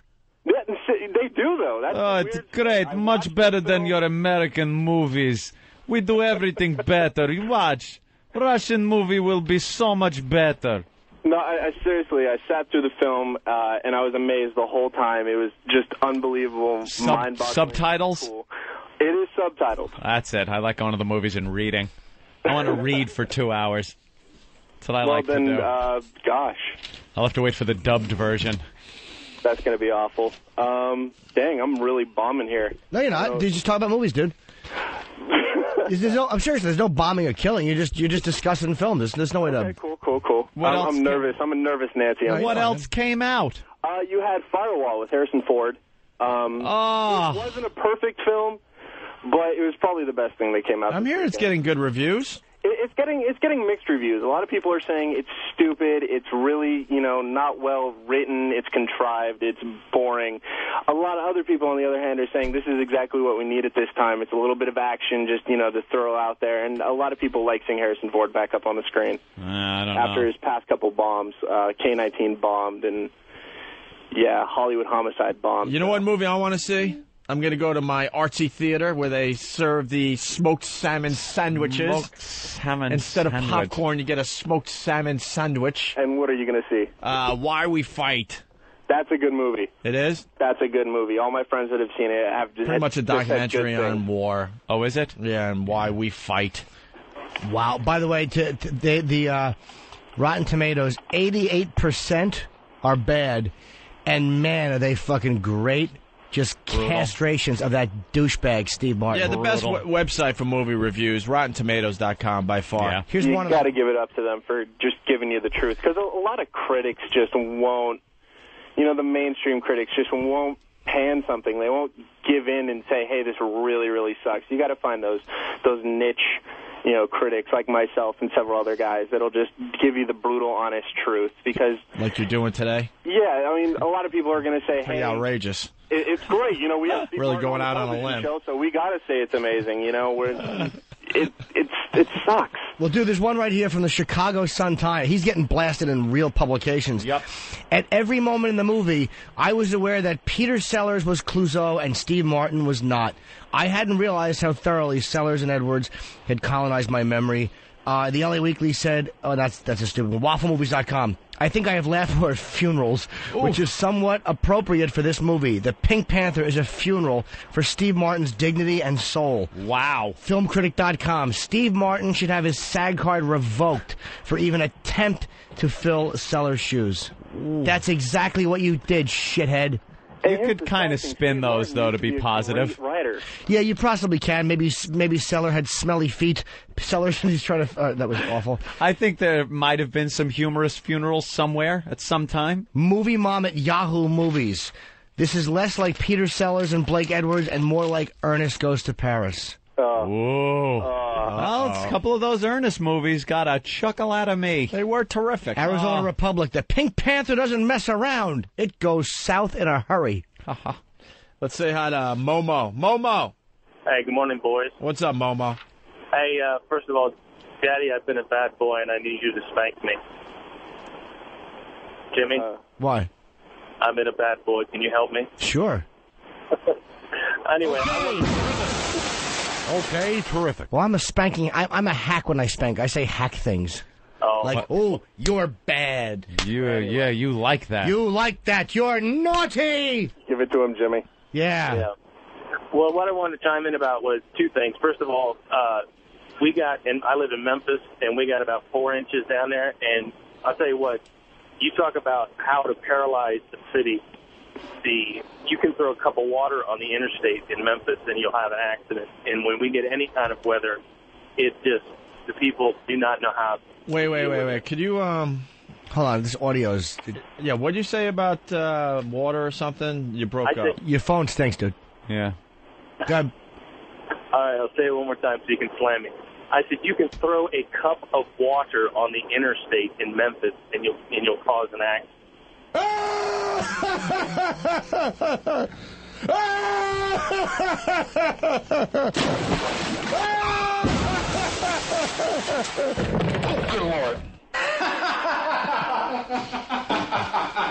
That's terrific. That's terrific. Don't you have a morning zoo in your town you could have called up? Yeah. A cup of water on the interstate will cause a... That's impossible, sir. Will cause a 5-car pileup. Need a little more than a cup, wouldn't you agree? We do love exaggerated humor on this show, but that one is quite frankly impossible. That's right. If you throw a thimble of water out of a plane, it would drown a bunch of people. No, it wouldn't. No, it wouldn't, sir. It's called hyperbole. But anyway. Oh. It's called what? Nice big word. Hyperbole? Yes. That's Anyway. hyperbole, sir. That's when a bully can't settle down. Yeah, that's right. But anyway, the whole thing about your movie guy was saying about how Harrison Ford is supposedly getting good reviews with the Firewall movie. Right. I am so fucking sick I used to be a real big fan of Harrison Ford, but I'm so fucking sick of him doing the same role over and over and over. Since Indiana Jones, he's just this angry guy who all he can do is just stare at the camera with this supposed like tough guy look and speak with clenched teeth, and that's all he does anymore. All he's doing is trying to avenge something or rescue someone. It's like, oh, fuck yourself. Here's when I started to hate Harrison Ford. Shame on you, Mr. President. Oh, yeah. You fucking that angry douchebag. Shut up. I swear, when I saw the trailer for this movie, I thought I had seen this movie before. You had. I was like, wait a minute. The whole storyline, everything is another movie. It's Drek. All right. But anyway, gentlemen, you guys suck. I love you. We'll talk to you later. Godspeed. Careful of that cup of water. Jersey Mike, what's up? Hey, I called to plug the world's fastest Indian. I saw that is a great movie. Good job, Mike. Good. What? The world's fastest Pat him on the back, you couple of losers. Oh, strap in. I like that. For the rest of the Winter Olympics, let's call people losers. Fucking loser. Yeah. You got to see Skeleton Sled. That's even worse than luge. It's fucking face first. Wait, let me ask you a question. Yeah, but I can handle face first. Oh, well, guy. Sure you can, sir.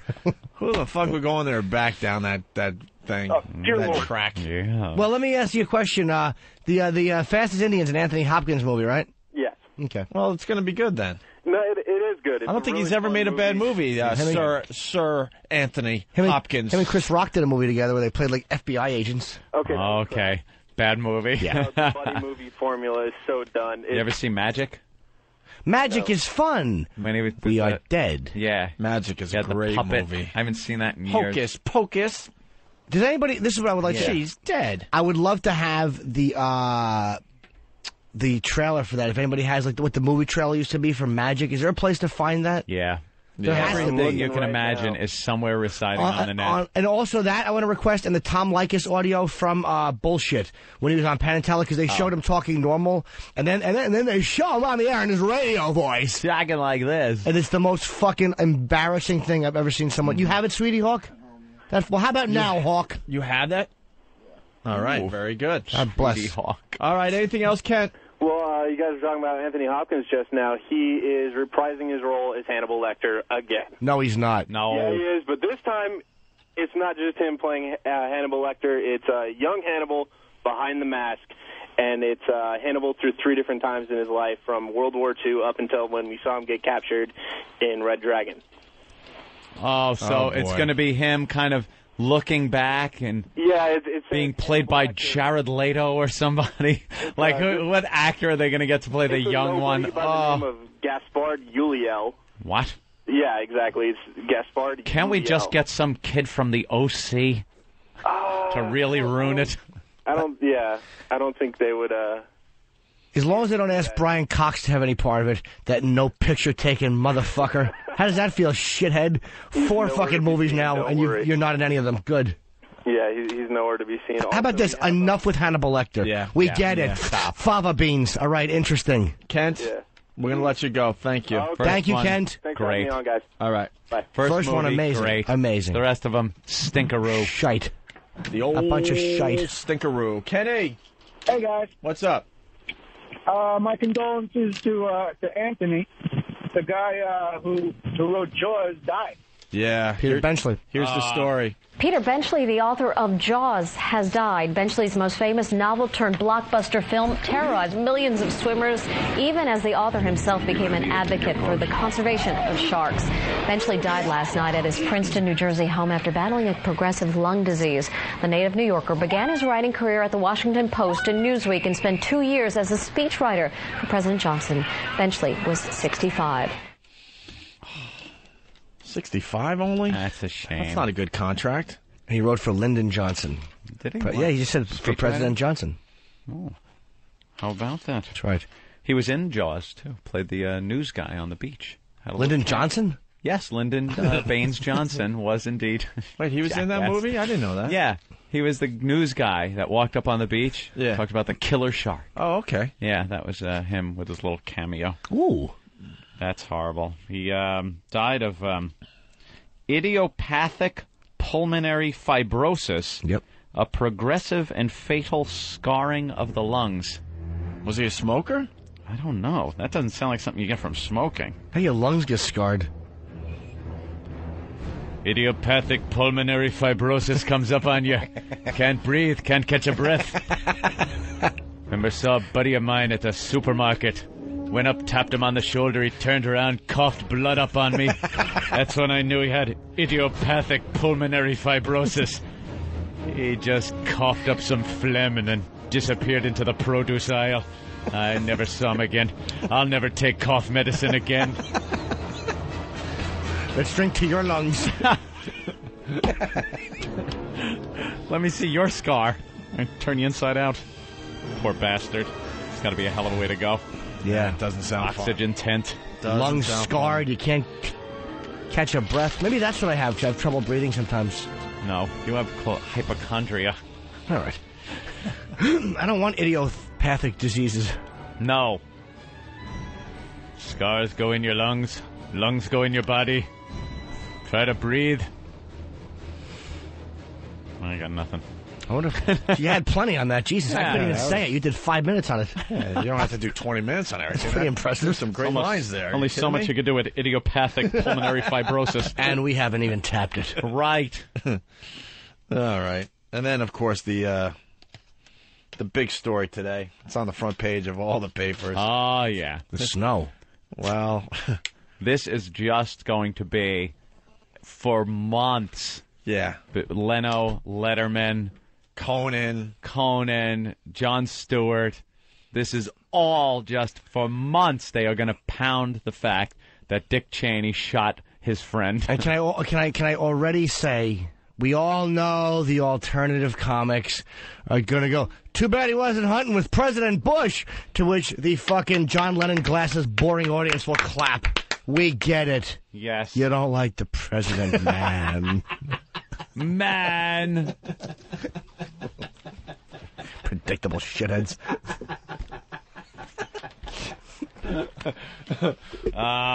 Daily News headline. Yeah. Says, Duck, it's Dick. Oops, Cheney shoots pal during hunt. That would only be a funny headline if it was for a rape. Hey, could Ben or somebody get the headlines from all over America? From your local paper? Because they got to be having a lot of fun with this headline today. New York Post has big shot. Because, you know, he's a big shot, and he shot his friend. Right. Cheney wounds hunting buddy in accident. I can't wait. Channel 5's tease last night made me sick. 2 teases they had. The first was the Dick Cheney story. They go, Dick Cheney wounds a man in a shooting. We'll tell you why the shot was fired and the condition of his victim. Like, in that whole thing, you could have said it was a hunting accident and the guy instead is they okay. make you think it might have been an intruder. Right. A terrorist, something. Right. Tabloid shitheads. And then their other thing was a stupid fucking weatherman. After the big blizzard we had here, it stopped. Most snow ever. Yeah. He goes, well, the big blizzard's over, but more snow in the forecast? Don't put those shovels away. I'll tell you about it. And I saw the 10-day forecast. There isn't a spot of snow in it. We're supposed to get up to 50 degrees on Wednesday and Thursday. Ooh. This guy just trying to get more people to view through lying. Pure and simple lies. So there's no snow? He finally admitted later on? I couldn't even watch, but I'm sure it was somewhere upstate in a valley or somewhere. It wasn't for the viewing area that watches Channel 5 News. It wasn't for the people digging out of 2 feet of snow in Manhattan. Liar. Liar. Here's the Dick Cheney story. The shooting happened around 5:30 Saturday afternoon in Texas. Apparently, the vice president had no idea the fellow hunter had approached him from behind. A few seconds later, Cheney opened fire. Vice President Dick Cheney took aim at a covey of quail that had just taken flight, but a member of his hunting party stepped into the line of fire and was blasted with several shotgun pellets. A bird flushed. The vice president took aim at the bird and shot, and unfortunately Mr. Whittington was in the line of fire and got peppered pretty well. 78-year-old Austin attorney Harry Whittington was part of a group hunting birds on a ranch in South Texas when the accident occurred late Saturday afternoon. The shooting was witnessed by the ranch's owner, who said Cheney turned to fire and ended up peppering Whittington's cheek, neck, and chest. As the vice president and the other hunter approached the second covey, Mr. Whittington decided to try to join them. You know what? That good.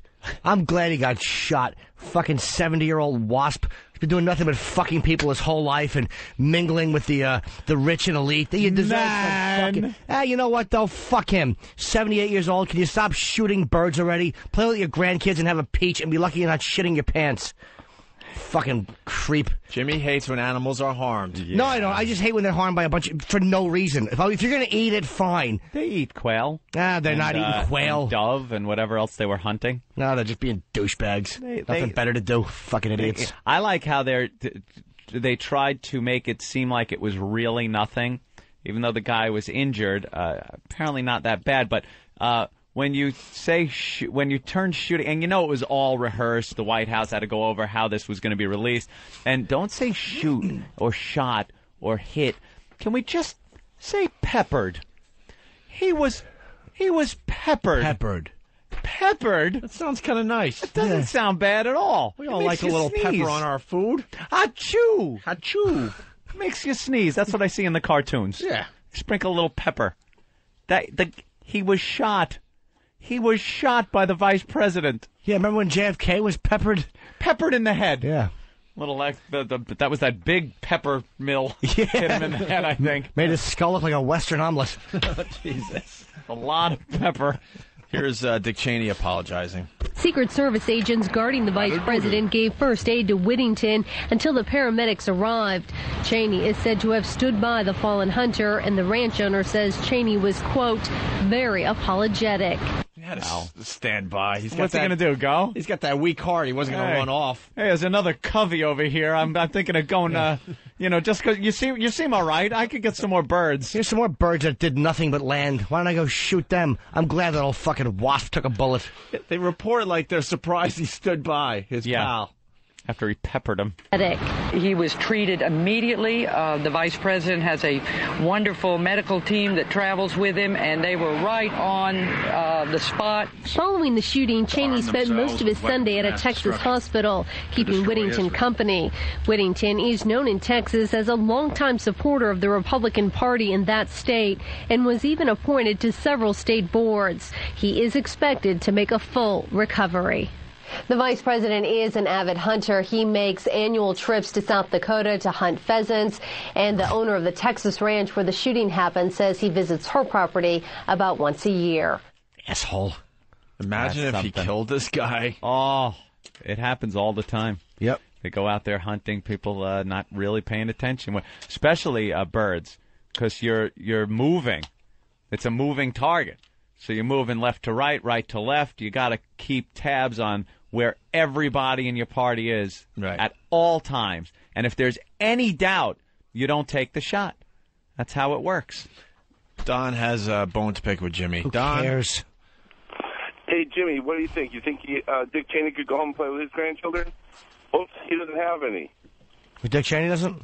I think you were talking about the guy that got shot. Yeah, I was. Right? I think his daughter's gay. His daughter's gay. Okay. Here we go. Hey, now there's two people that are afraid of Dick. Even more important. Wait, is that the third joke? That's the third Dick Cheney joke. All right. Well, I wonder if she got peppered in the face when she was young, and that's why she likes girls. That's four. Even better. What would have happened if it was reversed and the guy shot Dick Cheney? Would he have been a terrorist? Man, the Secret Service would have wrestled him to the ground. I'm sure they would have. Shot him dead and called him Osama. Why, sir? Why? I tolerated you yammering over my lines because you have a good heart. Let's go to Anthony in Columbus. Anthony. Hi, sir. I'm just calling about the non-news bullshit they've been throwing out there lately. Yeah. They actually had a teaser in Columbus that celebrities got caught at the fucking airport because of the weather. That is absolutely the epitome of how shitty life is around here, but the news in general. Did they show any celebrities stuck at the airport? Celebs. I don't think so. I think they just teased us that there might be celebrities at the airport. Great. There was probably some awful celebrity. Yeah. Man, what a nightmare, though. You hear people at LaGuardia, which was still closed last I heard. It had been closed since, I guess, early Sunday. And what do you do? You know how bad it is to be at an airport when you're delayed like an hour or two and you're sitting in those chairs that are custom made to not be comfortable in because they don't want people laying down or anything. Sure. So they put that. What do you do? What do you do when it's days that you got to sit there? Well, like after 9/11, it must have been atrocious because at least with snow, look, there's snow. There's nothing you can do. It's almost like you can't get angry because it's fucking snow. Well, where do you go? Where do you sleep, on the floor? You wait online to sit and smell everybody else's shit, just like everybody else is doing. Some of the headlines from across America, by the way. Casper, Wyoming. Cheney bags lawyer. Gotta love Wyoming. That's a good one. Fort Worth, Texas. No imagination. Cheney shoots man in hunting accident. Oh, just the facts. Just the facts. Texas. North Carolina. Raleigh. Cheney sprays hunter with bird shot. That's pretty good. Sprays. Good old Boston. Cheney accidentally shoots hunting partner. Boring. So we get and in San Francisco, murderer almost kills another. Let's go to Andrew in Georgia. Andrew. Yeah. Hey. Hey, I heard earlier on the news that Cheney's people weren't going to actually release the information yet, and that a newspaper in Texas published the story before they had a chance to even get their shit together. In this day and age, sir, it is very hard to keep a secret that the vice president shot somebody. Exactly. Yeah, I know, but I guess they didn't have their shit together yet. Especially when EMS guys are called, to take care of it. And as a matter of fact, the woman that owns the property said that, the EMS was called, but we'd have probably handled it a little differently if somebody else, this happens all the time. People get peppered. I've been peppered before, and, trying to make it sound like it's just completely nothing. Don't worry about it. Yeah. A shotgun blast to the face, neck, and chest. So that right there tells you it's a little more than just because the pellets. It's not a single bullet when you're hunting birds. It's sprays. It's sprays. It's a bunch of BBs. Yeah. And it's happened where you shoot up, BBs come down. You might get hit on the head with one or something like that. But if you're getting hit in the face, the neck, and the chest, you're kind of still in that range where the BBs haven't spread out all that far, So I think it's just a little more serious than they're trying to make it seem. Of course. Leo in Cleveland. Leo. What's up, guys? I'm just calling to say I got a joke that Dick Cheney one. If he got shot, the guy who shot him would be a dick beater. Wait, say that again. Your phone crapped out. I said the guy, if it was turned around, the guy who shot Dick Cheney shot him, he would be a dick beater. Dude, are you talking on a cell phone? Yeah. Well, dude, you got to. I heard the guy who shot him scribble, scribble, scribble, scribble. You got to go slow, and it's hard to hear you. So you got to just make sure we're hearing you. Talk into the phone better. Okay, the guy who shot Cheney would be a dick beater. Heater? Who's got a heater, dude? I can't hear you. Yeah, do you have a window nearby? Yeah. Walk to a window because the signal's crackly. Really bad. Can you hear us, dude? Can you hear us clearly? What's that? Hello. Can you hear us? Yes, I can hear you guys. Okay, there you are. Wherever you are right now, it sounds good. Yeah. Yeah, all right, okay. One more time. Sorry, man. Okay. The guy who shot Cheney would end up being a dick beater if he shot him instead of...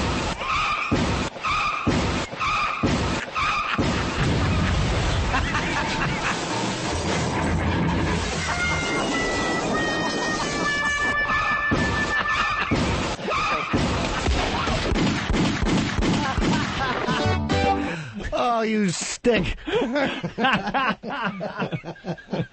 4 times, you dope. Let's go to George in Arizona. What a complete asshole. Fucking awful joke. He'd be a thick beater. I thought it was so good. Cricket, you shithead. 4 times. Hope you get shot in the face. Let's go to Arizona. George. Hey, guys. How about Dick Spray's friend and face? All right, that's all not right. bad. I like that. It's not going to follow the big laugh we're having, so No. but it's actually not a bad line. But I wouldn't say it's terrific. No. As soon as I heard you guys wrecking that guy, I said, "Oh, great! Here I am." You're next. Now you better have confidence in your dick jokes, man. Let's go to Texas. Jeff, what's up? Hey, guys, I just wanted to laugh about this car crash. Confirm Anthony's idea there that they're playing this down quite a bit, because when you're quail hunting with guys, you're usually in pretty close proximity with each other. Yeah. And what he did, in my idea, this is what he did, is that you can swing on those birds, but sometimes they don't flush the right way. And he swung and shot that guy, close. That guy didn't just walk into his line of fire, Yeah, they're trying. They really are trying to make it sound like the guy is responsible for getting shot instead of Dick Cheney being responsible for shooting him. Exactly. You know, he must have swung around. Birds got flushed. He swung around and paid no attention to what was in his line of fire, except for those birds. He's a doddering old asshole who has his finger on the button of the free world. He swung around with a rifle and just shot it at whoever happened to be there. Shotgun, Jimmy. Whatever the fuck it was. He shouldn't be holding it. He should be holding his prostate. Fucking himself. Asshole. Fucking innocent birds minding their own beeswax, just fucking chirping and shitting on each other. And I hate birds. They're fucking faggots. Filthy animals. Birds are faggots. They're dumb dinosaur skeletons. Make me sick. Fucking queers.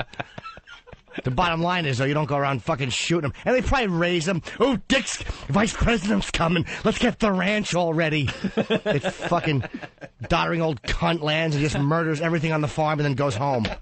Hope his fucking heart stops. Holy shit. The old guy enjoys doing a little hunting. Exactly. His fucking stupid suit jacket with pockets on those little patches. See, I understand, like, Ted Nugent type of hunting. I really do. But I'm with you with these. Thank you very much. Yeah, Uncle Ted, I'll be in charge. You must be a liberal. I'm Uncle Ted. Just settle down. I'll wear the animal. God, let's get home safe. Let me do all the talking. You do the walking. Thank you very much. All right. We know. But you're a firecracker. But I'm definitely... You nailed something, though. I'm definitely not a fan of the... going to a farm where they set it up all nice for you. And they raised them. They said he also took some heat for shooting as many 70 pen-raised pheasants on a 2003 Pennsylvania hunt. Raised pheasant. Yeah, they raise these things. And then they release them. Because they know he's coming June 15th. So they probably fucking raise them and their legs are all tired and shit because they're sitting in a pen. They're not wild pheasants. No. They're all fucking fat. They're big and juicy. They probably throw yellow dye on them so this fucking ancient cocksucker can find them. They've been suffering for a couple of years. They finally open the gate to the pen and they think they're free. They're so used to humans feeding them, they walk right up to you. Yeah, and he fucking shoots them while they're putting out their hand for a shake. They're trying to get a picture with the vice president and he kills them. The feeder that they give them in the pen looks like a shotgun barrel, so they automatically stick their little beak into it. They show pictures of Dick Cheney, and if the bird walks up to it, they get their feathers tousled and petted. It's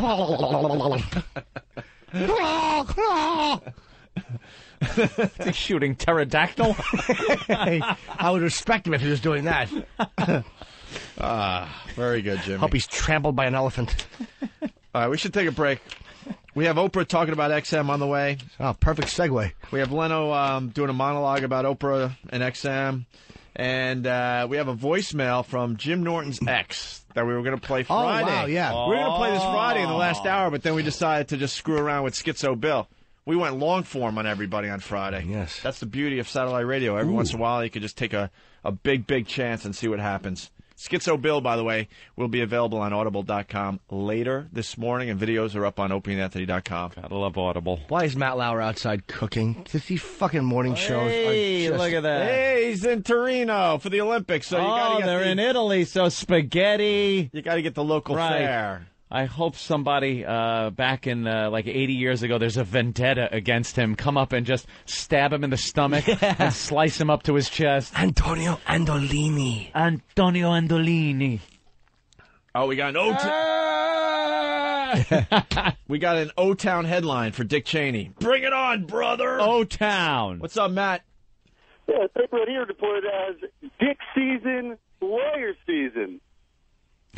It did not. Duck season, rabbit season, Dick season, lawyer season. Is that really a headline, or is that your joke? Oh, of course not. Come on. That's totally ridiculous. You never know, though. That's true. Good point. You know, if they do I like that, Matt. anything humorous about this on CNN, we are going to have to do news. Because it'll be dick jokes. Oh. And I always said, if they're doing dick jokes on CNN, we're doing hard-hitting news. Bah, bah, birds. Birds. All right. We'll take a break. Also, we might play Guess the Sound today. Oh. Guess the Sound. And then Tyra Banks, her... Is this Guess the Sound, or is it coming or going? Guess the Sound. Guess the Sound? Okay. Which is a little different than coming or going. Yeah, coming or going is the long, drawn-out version of Guess the Sound. Oh, I have a sound you'll never guess. Who the hell is that? I don't know. That's one of our dudes. What? Is it? He's one of the guys you want walking around this joint. Who is it? He's one of the guys that's going to help redesign the place. Now that glad he's everyone's here. getting out of here. I have no idea who that is. That's Terry Carr. We've met with the guy. I a never bunch of met times. him. You've met Terry Carr. I care. I walked in here today, saw boxes full. I see empty cubicles. Cubicles still here, but they're emptying out boxes. It's moving day soon. Get out. No, these guys were supposed to report to the new facility today. Really? So you're not going to see many We shan't faces see around. them? Not really. And now what? The movers come in, grab the boxes, ship them over? And then they can start getting rid of the cubicles.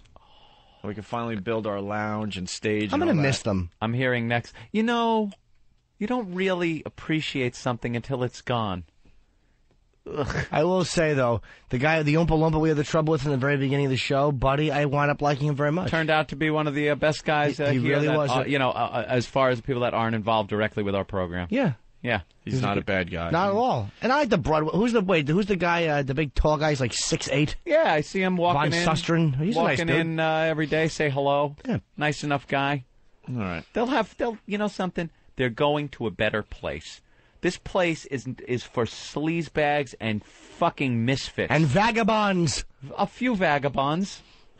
Sorry, I was trying to go to break. We're just being silly geese. I don't care. We got another terrible Cheney joke. We're being Paul. silly pheasants. Paul. Yeah. What's up? Wait. Hey, thanks. Yeah. If the lawyer did shoot the Dick Cheney, the headline could read, lawyer shoots low, Dick goes down. Yeah, way to twist it. Yeah, that's a little... Hi, Jimmy. Hey, too bad Cheney didn't fall on him and crush his teeth. It would have been lawyer takes Dick in the face. You fucking fact-changing dickhead. If they were hunting rooster. Yeah. And as Dick Cheney shot him, the guy fell down, opened his mouth, and fell on the rooster face first. It could have been Dick Cheney shoots man with cock in mouth. Or, too bad Dick Cheney didn't rush and try to help him and then fall into a donkey. It would have been dick in ass. Ugh. Oh, you creep. Stop fucking... Too bad it couldn't have been... Yeah, well, it wasn't. If only his last name was Cunt. Because... Too bad Dick didn't fall into a cat, because then it would have been Dick and Pussy. Bah! Bah! Ugh, hope you hit a guardrail. You know, because of you, everyone that had Cheney jokes just hung up As on their they own. should have. All scared They shitless. just all hung up on their own. Because they're not real Cheney jokes. They're fixing the... Wouldn't it be funny if... Possibly. We'll never know. You have to say bless you when someone sneezes on Pal Talk. All right. We should break. Yeah, let's break. do that. Why do you and Ben have the same hat? It's Hat Day. Jesus. It is Hat Day. Even the Pal Talk people were looking at the office cam and going, what is with the black ski caps everyone's wearing? Not everyone, just that creep and Ben. And could you tell that fucking guy to shave once every 6 months? He's really bugging me with his unshaven neck. And I'm sorry. No, that's okay. I just said it's part of the ONA uniform. Have some pride. Yeah. Well, we had most snow ever, and now we're dressing appropriately for most snow ever. Ski caps, got the hood. We all got hoodies. And... Good. All right. I ripped my headphones off. We're just babbling. Wait, dude. We got lots of great stuff on the way. Stick around to find out what's next.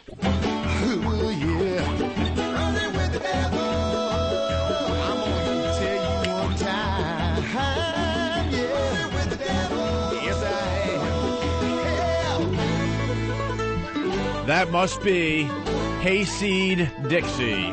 We're back with the Opie and Anthony program. Let's go to Tim in MD. Tim, what's up? Hey, I got one for you guys. Obviously missed it. Man takes shot in the face from a dick. Punching out. We didn't miss it, sir. We avoided it like a fucking sinkhole of bomb. Melissa in Kentucky, what's up? Hey, fellas. Good morning. Good morning. I just wanted to say that everybody's riding Dick Cheney really hard. You know, he made an honest mistake. That guy looks a lot like Dan Quayle. Punching out. Oh, boy. See. They're both Republicans, you dope. But Dan Quayle was a dummy. Doesn't matter. That's still her idea of a fucking clever political inside joke. Well, fucking hillbilly. Shut up. Don't worry. Leno will do the jokes tonight. Bob in Baltimore. I'm sure Letterman will do one, too. He probably thought it was a hooker in Times Square. Yeah, did he? Did he? Well, way to be on top of the news and take some chances. Hip New Yorker. Hey, that's my joke. What? I call out Letterman on his awful jokes and how he hasn't updated them. No, you remember I was talking about Leno? And I was saying that Leno is the edgy guy. Actually, you turned me on to the fact that Leno is edgier than Letterman. You're right. All right, let's go to Bob in Baltimore. Bob. Hey, Bob. Hey, guys. Hey, Bob. We'll all talk to Bob. What's up, Bob? Hey there, Bob. Hey, Bob. Thanks for calling, Bob. Hey, Bob. What's up, Bob? What do you got there, Bob? We got one of them teasers.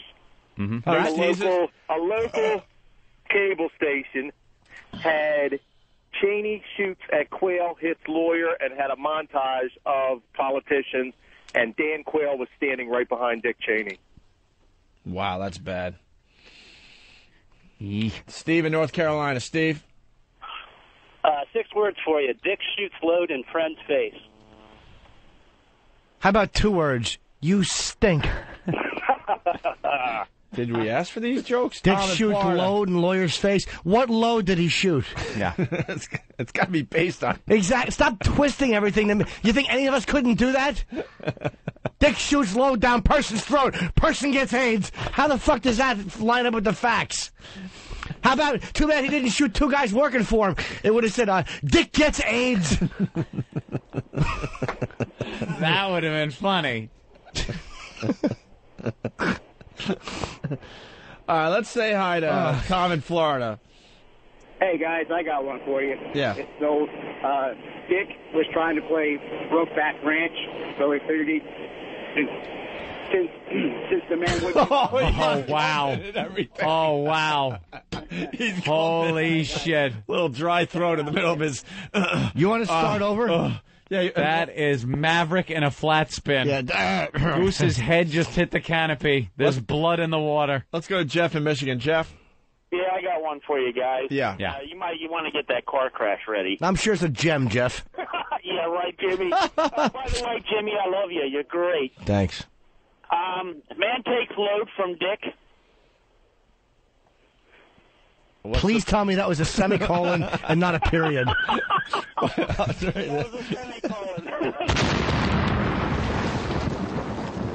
Hey, let's go to Talon, the trucker. Talon. Yeah, you guys got to nail me on this one. Dick leaves load in lawyer. All right, let's get something straight. He didn't leave a load. There's no load. Doesn't work.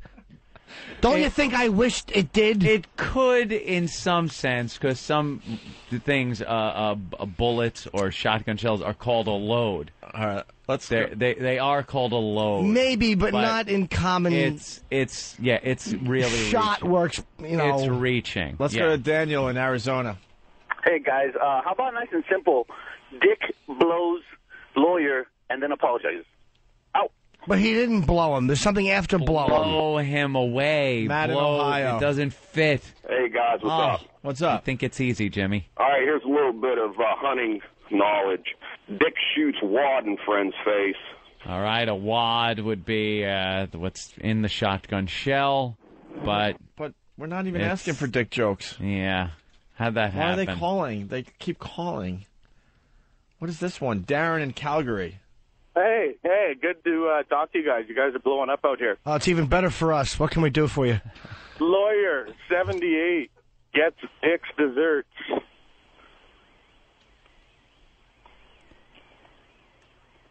Is there an ice fishing hole near you somewhere, sir? Because I have a suggestion. Yeah, and it starts with plugging in a toaster. Yeah, well, fuck you too, Jim. Well, sir, lawyer gets Dick's desserts? What the fuck does that mean, even? Happened. Shot him and gave him a cruller. Yeah, exactly. Oh, tapioca all over the pheasant, was there? What does that mean, Dick's desserts? What desserts, sir? Hey, sorry I shot you. Here's some crumb cake. Well, it would be like a play on just desserts. I got it. Okay? I got it. That's why I hate it. And the Dick fella was saying they was going crazy down by the lake. And one fella took a leak and said it was cold. And the one fella was from Arkansas. Hey, here's ass marshmallow. What about Dick sprays pal in the face? Well, that's, Dick sprays pal's face. Yes. Works a little bit better. You can't say load. You can say sprays. Wow. Yeah, because slow Spray. doesn't... Yeah. If Dick Cheney was driving a dump truck and the fucking lawyer peeked his head behind it as the stuff was coming out and it said, Dick dumps load on lawyer's face, right, that would work. But I don't even think that's close to what happened. Why Jimmy. would the older gentleman be driving a dump truck? He's the vice president. And what load would he be dumping? And if so, how would the lawyer look at it while it was dumping? While it's coming down. And what are the odds it would hit him in the face and not kill him? Mm-hmm. Or maybe the lawyer was tying his shoes and Cheney was dumping the dump truck load and the lawyer's pants were undone. And then it would say, Dick dump load up lawyer's ass. I can't even get it out right. Guido and Dick Philly. dumps load up lawyer's ass. Guido. Yeah, okay, all right. Dick the last load on lawyer's body. No. Wait, what was that ethnic slur for a name? Can you say it again? Oh, fuck you, Jim. Language. Yeah. Wow, that's the third fuck you, Jim. Yeah, Jim? Well, sorry. Yeah, sorry, they're trying. Oh, Guido, I was making fun of your name. Do the joke again. I apologize. Hey, fungal, you motherfucker. All right, well, call your friend Spick and Jigaboo and bounce it off them before you call this program.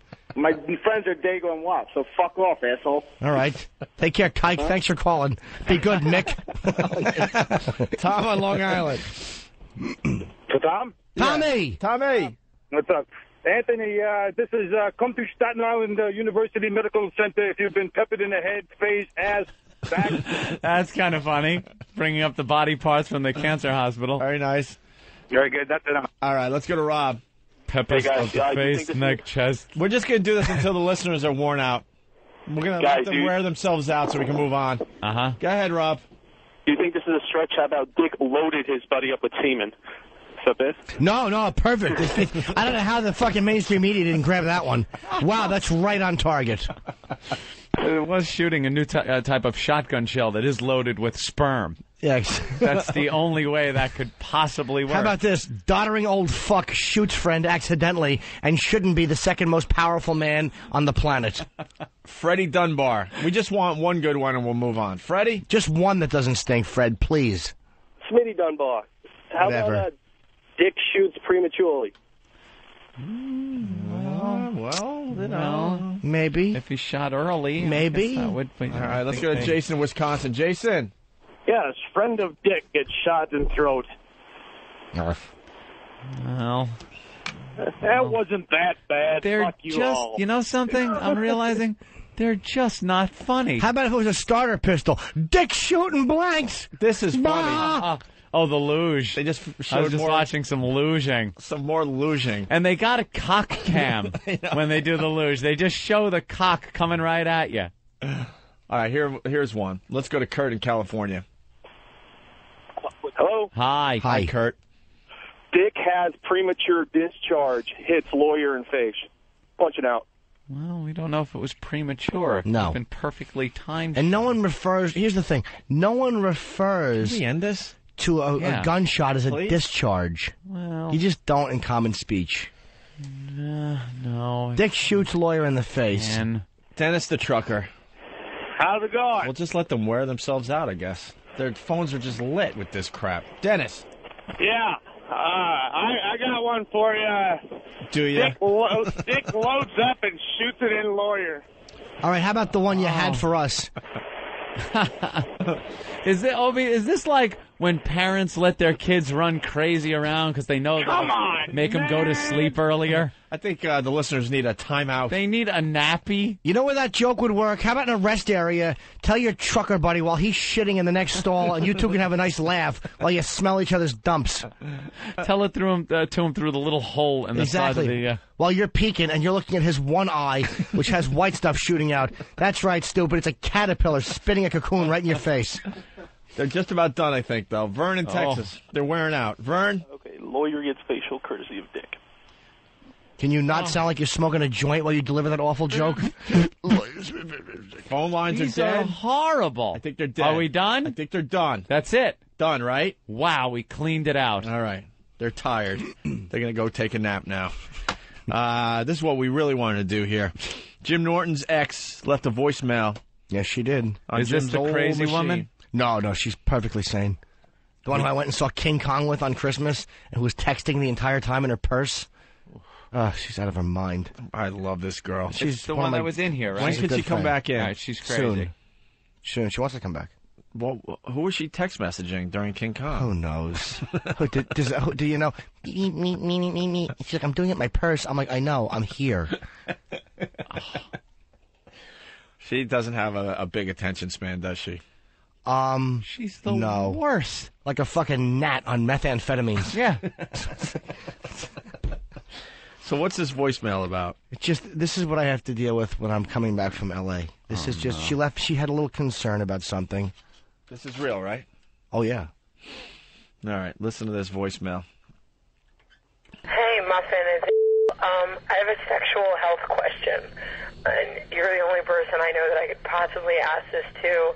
I'm slightly concerned. I slept with a prostitute, a female prostitute, without protection, obviously because I'm a girl, but if I was a guy, I'm sure she would have used protection, and I just have a few sort of side effects. I'm just wondering what the ramifications are and what can happen. I would guess these girls are probably cleaner than most because they use condoms on most guys, but I wonder how many girls they sleep with, and she had no problem making out with me and doing everything with me without any protection, and now I'm getting worried. Symptoms? Maybe it's nothing, but I don't know. I figured if anyone knows about hookers, it's you. And I wanted to do it just because I'd never done it before. I mean, who can hit 30 and never slept with a prostitute before? It's just not natural. Call me back. Bye. Oh, yeah, that's just not natural. That's just not natural on Venus or wherever the fuck planet you're from. That chick is such a lunatic. She is truly nuts. Shit. Wait, she turned 30 and decided she needed to sleep with a prostitute? Oh, no, she's actually not. But she was, I was just, maybe she's thinking of 30. I don't know where 30 came from. No, she's not. Probably saying she doesn't want to get to 30 without having done it, so she probably would do it now. We've traded messages back, and we haven't spoken yet. I called her back, and then she called me back. Has she talked about what weird side effects are? No, because she's a hypochondriac. Are they chancres? It probably was nothing. A rash? I don't know. I haven't spoken to her. Itching? Pain? Can we get her on the swelling of show? the vulva? Yeah. We got to get her on the show. Is she up right now? I don't know. I'm sure she hasn't gone to bed yet. I would love to know what her symptoms are. Yeah, I would like to. Burning when she urinates? I'll give Ben her number. I have to go to the office. That seems very unusual, though, that a girl would pick up a female prostitute. Right? I know. It is very odd. I think that's the first time I've ever heard that. Yeah, it's not common. Most people don't do it. And she's a good-looking girl. She doesn't need to do it. She can go to a strip club and meet a chick. She probably just wanted to do it. Because You all make of it her sound like exes- the strip club is a fucking debutante ball. No, but I mean, she could go to the, she doesn't need to pick up a prostitute. She could go to the likes of a strip club and get a wonderful woman there. You went up one step. No, but I mean the strippers are hot. Though, Maybe. I'm saying. Oh no, the strippers they're hard to get, man. You can't hook up. I need my phone. It's in my jacket. The strippers are hot. Yeah. For money, you can. And Yeah. especially if you're a girl, that's an easy fucking gig. No, that that's what I'm doesn't saying. seem like a trick to a girl. Well, a girl wouldn't have to probably pay for it. I'm not saying you wouldn't. Oh, you're saying like just to go out, hang out And at a meet a bar, stripper. meet a chick, go out. Too much work. She probably just wanted to get her box licked or something. Oh yeah, but she's told me some good stories about strip clubs, things that have happened. Yeah. Ugh. Fuck Well, we'll see what happens with that story. We're going to try to call her today. Eric in New York, what's up? Good morning, boys. Good morning, Eric. Anthony, I wanted to ask you something. All right.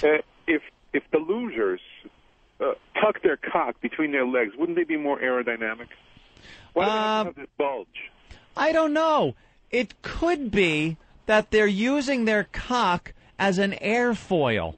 The bigger the bulge, the air has to move over the top of the dick at a different speed than And it's it wouldn't going trap under the the air. bottom of the sled. What is And it that? would trap the air. Bernoulli's law? What's the guy that invented the airfoil? And when that happens, it creates a lower pressure on the top than the bottom, and then I guess it would make less weight on the runners, less friction, more speed. So the bigger the cock, the faster the luge run. Forget Aristotle and Fox Socrates. No. Here comes Professor Anthony. No, Eric, I have to first ask him, how do you know that? Wow.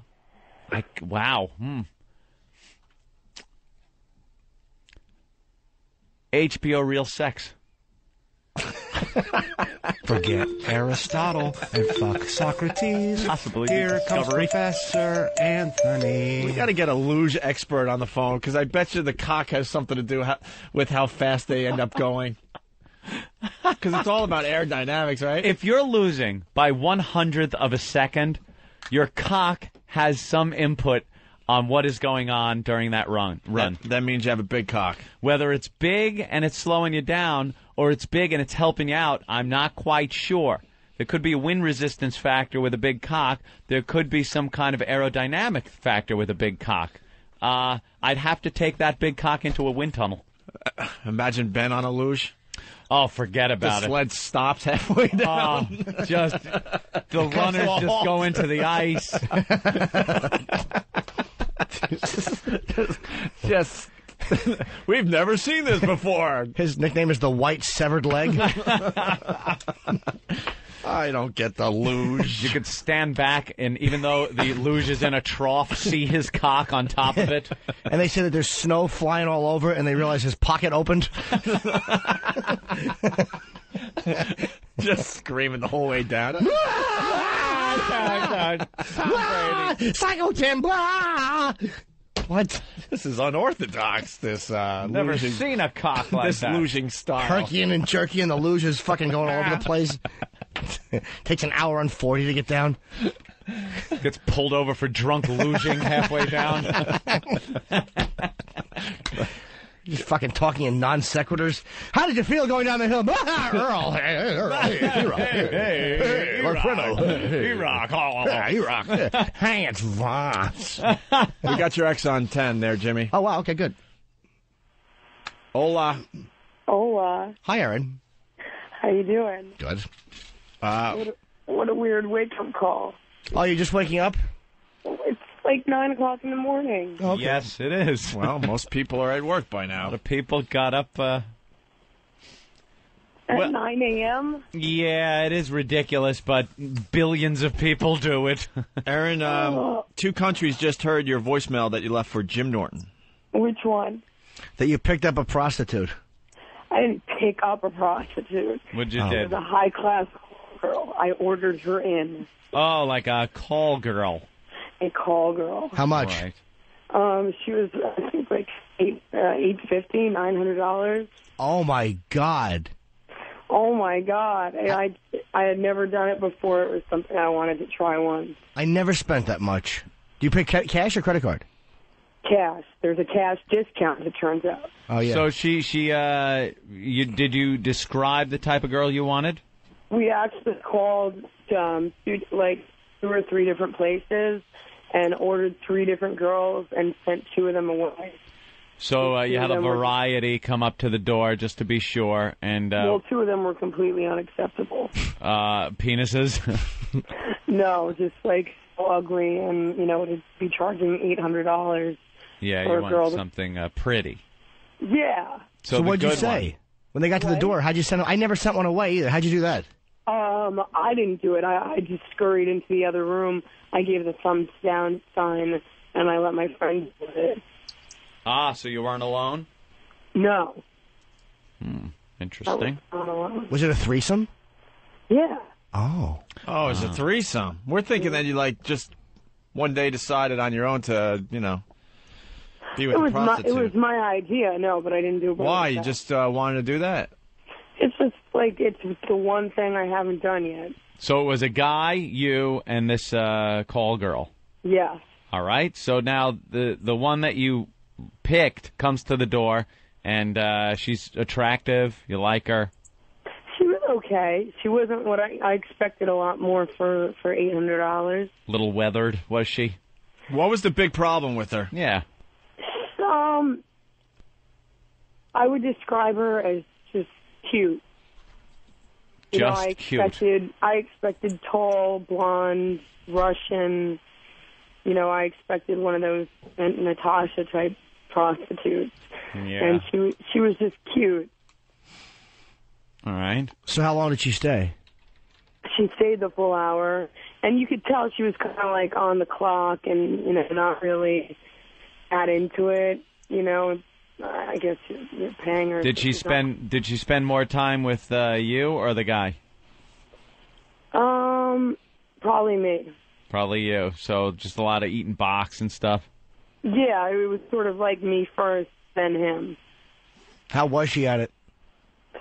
She was really good at it technically, but I could tell she was in it for the money, and that ended up bothering me. You mean here's what she's saying is some of these girls come over and they're really good actresses, and it's a money deal, but they convince I know it's you. A money deal. No. But I'm saying in general, they convince you that they're into it and it makes the experience good. And then there are other ones that are technically they know what they're doing. Yeah. But it's just there's something about their vibe that you just can't connect with, and they're not connecting at all, and it's like, ugh. They're just on the job. Yeah. Yeah, she was like looking at her watch, and then, after 15 minutes, we'd offered her a drink, and she's like, okay, let's go into the bedroom, and I could just tell she was clocking the time. Yeah. $800, Jesus. So now, did you reciprocate with her? Yeah, actually, I did. All right. What did you do to her? Scarily and sadly. Well, what can a girl do to another girl? Well, you look a little box. I don't know. You might have went for the back door a little bit. I don't know. You might have oral, digital. No, I didn't go to the back door. Because she. You don't want to get the ass flu like Jimmy got. Did she seem clean when you did that? Very. By the way, the insider loves your ex-prostitute there. Oh, really? They do stories with her on a weekly basis constantly. now. Natalia? Yeah, she's the greatest. Yeah, me, you, Betsy, Natalia. she got in a world of trouble, and Jimmy, slept with Natalia. Yep. Yes. And she's now being featured all over the Insider. Oh. What's his name? Jason, what's his name? Jimmy was Insider. Yeah. Yeah. So. Yeah. And they actually had trouble finding an agency because all of those agencies, like American Beauties and Julie's, all of those agencies were busted because Jason Itzler really ran everything. Hey, let me ask you, did she have a nice vag? Did she have a nice badge? Yeah. It didn't look too beat up or anything. It didn't beat up. Everything was clean and copacetic. She just wasn't as hot as I thought she would be for $800. All right, let's get to... Was she American or... Yeah, she was American too, which I didn't like. Well, how did the guy turn them down? What did he say to them to turn them away? We gave them $200 each, the ones that we sent away. Oh wow! I just sort of gave a quick thumbs down sign and scurried afraid to get into the other room, and he just said, "I'm sorry, it's not going to work out. Thank you for your time," and gave him $200. Were they snotty or were they okay? I don't know. I wasn't there to see it.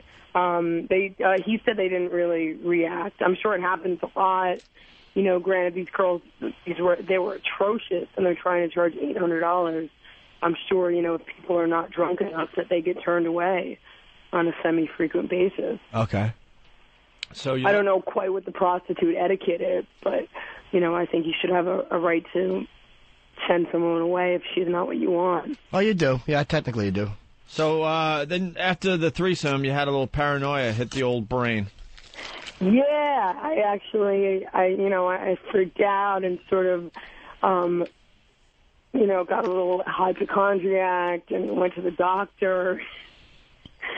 And, you know, I just sort of freaked out. And I was like, what can I get? And now, what got you going that you thought you had something? There had to be a symptom pop up. What was it? What was it?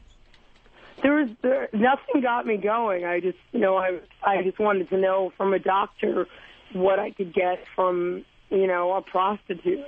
You didn't have any bumps, any rashes, any itching?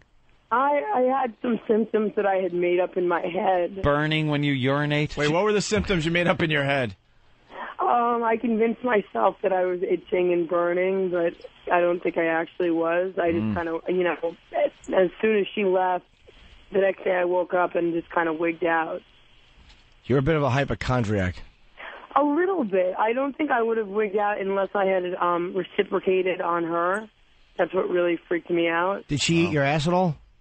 Yes, she did. Really? What a trooper. She did everything. And she would not kiss the guy, nor would she do any oral without without condoms on with the guy. Right. She wouldn't kiss him at all? No. For $800, she wouldn't give a GFE like that? No, not at all. Girlfriend experience. She did everything with me, wouldn't kiss the guy. Now, wait a minute. Did the guy fuck you without a rubber? He didn't fuck me at all. Actually. Oh, okay, because I was going to say, and then if she ate the box It's the after same that, thing. it's all by proxy, you know. Oh, but I certainly wouldn't have let him fuck me with the same rubber. No, I'm talking about, you know, taking off the rubber. What he's saying was, did the man insert his penis into you without a condom, and then the girl went down on you, because technically that's the same thing. Yeah. Nothing had pointed out to her in that moment, but... Hey, no, aren't you putting that Technically, where? For $800, you wouldn't kiss him. That's annoying. Yeah, that really was annoying, and that was one of the things that kind of killed it for me. Did she say no, I won't kiss him? She said, no, I don't kiss boys.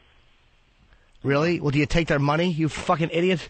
Yeah, that's exactly what she said. You expect that for a couple $100, but for $800, it should be a full, you know. Full everything, and I expected that if she would eat me out without, you know, any dental dam or whatever you would use on a girl, that she would blow him without anything, and she wouldn't do that either. I don't mind that as much, because a lot of them won't. It's like, all right, whatever, that's her limit, and she's afraid, but not kissing is just an intimacy thing. It's like, oh, stop trying to hold on to something. You're fucking eating pussy for money. Dangerous disease-wise for her to go down on me with No, nothing? absolutely not, no. What can you get from going down on a guy? I don't know, actually. I don't know if you can get AIDS that way. I mean, I imagine it's really hard, but I'm guessing, like... I think probably the easiest and most dangerous thing you could get is, like, herpes. Or chlamydia or something like that. I don't know. I think it's a lot harder from giving They could cure, like, chlamydia. Yeah, I found her lack of compliance for the price sort of rude and offensive. It's a good way to put it. I thought there would be, you know, a little more effort on her part, and she didn't even, you know, fake it that well. So, all right, you should have called him and complained a little bit. What am I going to say? Your prostitute was unenthusiastic. Could you send me a more enthusiastic hooker, please? Yeah, I mean, in so many words, sure. Yeah, you're spending good money. Well, let me ask you, could you tell us off air if there's a picture of her on a website or something we could look at? I'm trying to think. I have it in the computer. It's one of 3 websites. Oh, you don't remember which one? Okay. Yeah, I would have to, like scour the websites again. Yeah, we'll take a look at her. But maybe it doesn't say girlfriend experience. It didn't. We actually picked out another girl who had a picture, who was gorgeous, who was a lot more money, and then I was doing all the calling and ordering the girls, and he got on the phone and actually scared the agency off. Why? What did he say? Because he's an idiot. He just asked too many, idiotic questions. I said, does she do couples? And they said yes. And he's like, well, call her and find out that she's really into couples. We want someone that's really into couples. And I'm like, it's a hooker. They're not really into anything. They're really into money. Wait, you didn't have a picture of her before she came over? This one, no. How do they send out an $800 girl? What they're doing there is they're going to call 3 or 4 girls and just see who's available. How do you not have a photo? I know. That's why we ordered the 3 different girls. It was really hard to find any decent agencies online since Itzler was busted that had pictures of girls. You could go and find... There are some where you could find photos. You got to go with a photo. You never go without a picture. Their faces were blanked out. Yeah, but the body you can see. I don't care if the face looks like fucking... I don't care if they look like Mick Jagger, as long as the body is good. And I don't think they send the real girl. I think if you pick out a Natasha, they send a girl that's in the category of a Natasha. Man, not necessarily. That's called bait and switch, and they don't always do that. A lot of times they'll send you the girl that's supposed to send. Like the better agencies will. Anyone else find this really weird? What? Yeah. Well, just because it's your ex. Well, she's still my friend. There was a time you guys kind of had a love thing going, and now it's just... You two are friends just talking about prostitutes. No, I know. It's just weird to me. That's all. Look at how many hookers he's told me about. 3? No, I listen to your show. Oh. I know that little Jimmy. Was Jimmy getting hookers when he was dating you? I would guess that he probably was. Of course, he denies it. No, I really wasn't. I would guess that someone who's as compulsive with prostitutes as he is probably was getting a little something on the side, but I have no proof. I was not. I would tell you now. What was the real problem with your relationship? I know you said Jimmy worked too hard and never made time for you, but what else? Actually, the night we broke up, he was supposed to come pick me up at 7 o'clock, and he was with you, Opie, till 2 in the morning, and he used to do stuff like this all the time. I don't remember. He might have been the cellar. Maybe the cellar. Quail hunting? What? Maybe you using me so you could go bang a hooker? No, I remember the argument. I remember I was on the West Side Highway driving. I think we were fighting, and no, I actually was with you. Yeah, Opie was frequently the excuse, actually. Frequently. Oh, man, you were used. Yeah, Opie, how much time you guys actually spend together? He was using me to bang hookers. No. I was Jimmy's excuse. I mean, he was with Opie till 2 in the morning. It was a business dinner, and this was a consistent thing. Business dinner. Oh, you guys! God. Yeah. I was sitting there waiting. He calls me at 2, and at this point, I had a job and I had to get up at 7, 8 in the morning. And he's like, "Oh, I'll just come over now." And I'm like, 2 in the morning. I have to get up, in a few hours. And fuck you, no you won't. And that was just sort of the last straw. But that was basically it. That never once, I hadn't been to one movie with him. There was never a night that didn't involve being at the cellar. We never went on. So you never really went on real dates for the most part. Yeah. I was with him on September 11th. On September 11th, he called every comedy club in the tri-state area to see if there was one club that he could perform at. He couldn't deal with not going on stage for one night. Yeah. He's obsessed. I actually went on, I think it was September 12th, I finally got to go on to the 13th in a youth hostel in Harlem. They were doing a show. You were that obsessed back then? Yeah. Yes, he was. Because you've calmed down a little bit. Yeah. And I mean, Jimmy loves being on a stage, but it was an obsession for a while. Yeah. You got to admit. Oh, yeah, for years. Not for years. It cost me every relationship I've had in the last 10 years. Oh, I can imagine. All right, Aaron. He's very good friend, not the best boyfriend. Right. I feel the same about me, I mean. God bless you, Aunt. Agyo. I meant to say that before. Well, thank you, Aaron. Thank you, guys. I'll talk to you later. So it looks like you're going to be all right? Well, yes. Everything's copacetic, and I'm in good health. Will you get another hooker? You know what? I would like to get a better-looking one. All right. I'll do my hooker search more thoroughly next time. Yes. Right. There she goes. Okay, I'll talk to you later, Jimmy. Bye. Bye. Aaron, Jimmy's ex. BCH from Whackbag. Hey, what's up, boys? What's up? I like the way Opie, Jimmy is the fucking Simon Cowell of whores. Well, technically, you know how to suck a good cock. There was something about your vibe that really wasn't doing it for me. So I'm sorry. Your journey ends today. Yes, you're awful. Dog.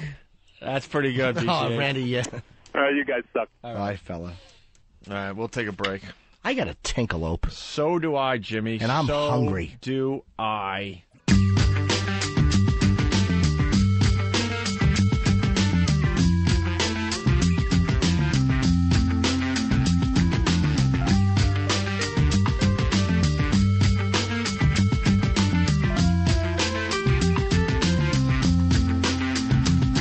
We're back with the Opie and Anthony program on XM satellite radio. The O&A virus spreading across America.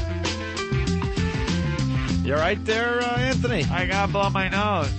It was running. Why are you using paper towels? Yeah, it hurts. That's going to make your nose raw.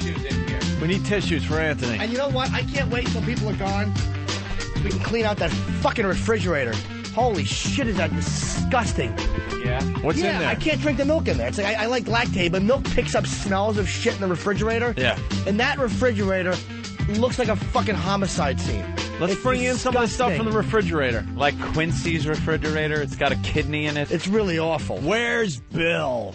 Another Bill that's associated with our show. Intern Bill. I just threw out 2 things of lactate. We need more. I won't drink that fucking milk out of there. It's gross. No. There was one day I went for milk for my coffee, and I thought it was frozen milk. But it wasn't. No. The milk went so bad that it's separated. It was just solid, a solid mass of just whatever. Is that good? I can't tell if that's good. Let me tell you something. something. Smell something. Milk is the most disgusting thing that we consume. Let me have another lactate, please. It's disgusting where it comes from. It's disgusting how it goes bad, how it smells.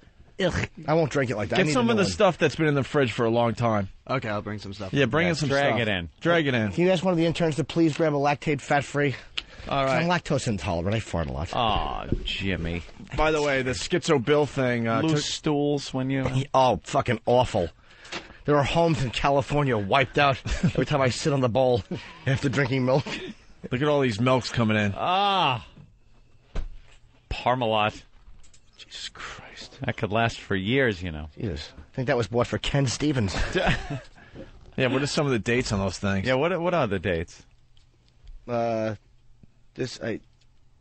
8th, it's not bad. That's February 8th? That's okay. Wait a minute. It's the... I threw one out from January 30th. That's 5 days ago. Well, I'm not drinking it. February 8th. February 16th is not bad. Mm-hmm. And this lactate here is got more life in it, but it smells because it's been sitting in the fucking refrigerator.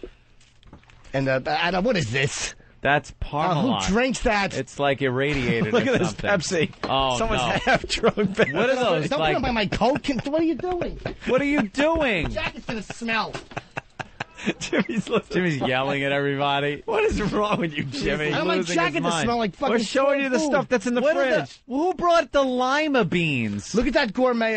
Travis, what is that? Can you put that over there, please? What is that? This is gourmet, but it's horseradish, and it looks like it's about 2 years old. I bet whoever brought that in, like some horseradish splashed on their back. Why would you fucking put that in the refrigerator? That is There's the jizz stuff from that our is fridge. drying. It is jizz in that drying phase before it turns flaky. This is fucking awful. Whose lima beans are those? Who brings in a huge Tupperware bowl full of nothing but lima beans? Hey, how about this? Let's get one of those fucking boxes and put all this shit in those boxes. Yeah, that load it belongs up. to those guys. Take your shit. There's waffle syrup. There you go. Put it in a box and we'll give it to them. Eggs. What's in the bag? What's in bread? Bread. Whole wheat bread. Wait, it's got to be green by now. Take a look at the bread. Is it moldy? It has to. Can we put this over there? This is all in my area. I don't want this bad food. Jimmy's losing it. I don't like the bad food near him. Dude, it's fucking... Take a sniff. Is it green? Oh, the famous Earl box? The Earl box? Dude, just pack this with the rest of the boxes. Load up the food. The milk and everything. And the milk's going to go so sour.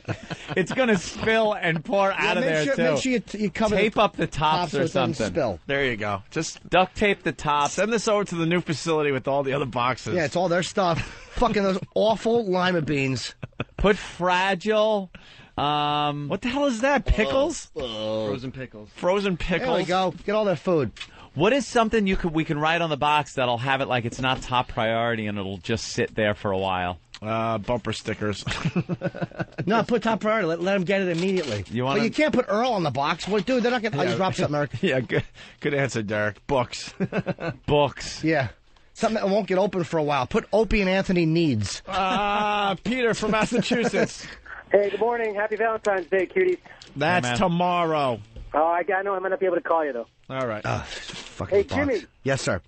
I think it's kind of funny that you're grossed out by the fridge, but you eat out hookers' assholes on a regular basis. Dude, it's been brought up, and I don't deny that there's a silly ghost irony there, but it is what it is. What's a prostitute's ass taste like, anyway? Every other girl's asses, but more money. Tastes lovely. All right. Thank you, sir. Let's say hi to Jerry in Missouri. Jerry. Hey, guys. I used to haul milk, and you'd go into the dairies, and they'd be milking the cows, and they'd drop the things that were on the teats into the shit and piss, and they'd suck it up into the hose. And then you'd go out to the trailer to close the lid on the trailer, and you'd see all the crap and piss floating in the milk. It was disgusting. That's before it's processed, my friend. Thanks to Louis Pasteur, we have pasteurization, which takes care of all that mucky muck in there. Well, what do they do when they pasteurize milk, Anthony? It's first they go through a very thorough filtering process with the milk, and then it is heated to kill any bacteria, and this is the pasteurization process. Jerry, continue. Hey, whenever the Mexicans that were milking the cows and everything, you'd see them go in and dip big cups full out and just drink it right out of it. They're savages anyway. Huh? They're savages anyway. Well, yeah, that goes without saying. What else? Wait. What is in that thing? Blueberries. Oh, blueberries. What's on the bottom of those blueberries? Oh my God! What the fuck? It snowed in the blueberries. Wait, let me see the blueberries. Are you getting pictures of this stuff? Let me see. Hey, Jimmy. Dude, I don't know what that is. Get the fuck away from me with it. Don't put it by Anthony. I don't want to know what it is. Look, there they are, people on Pal Talk, and look, it's encased in white, and it's holding the blueberries in place. Let me see it. Let me see it, E-Rock. Yeah, get it away from me. Can we please get pictures of this stuff for the site? Hey, Jimmy. Yes, sir. Yeah. Hey, I love you guys. I love blueberries. Blueberries. Oh, God, Opie ate one. No, he didn't.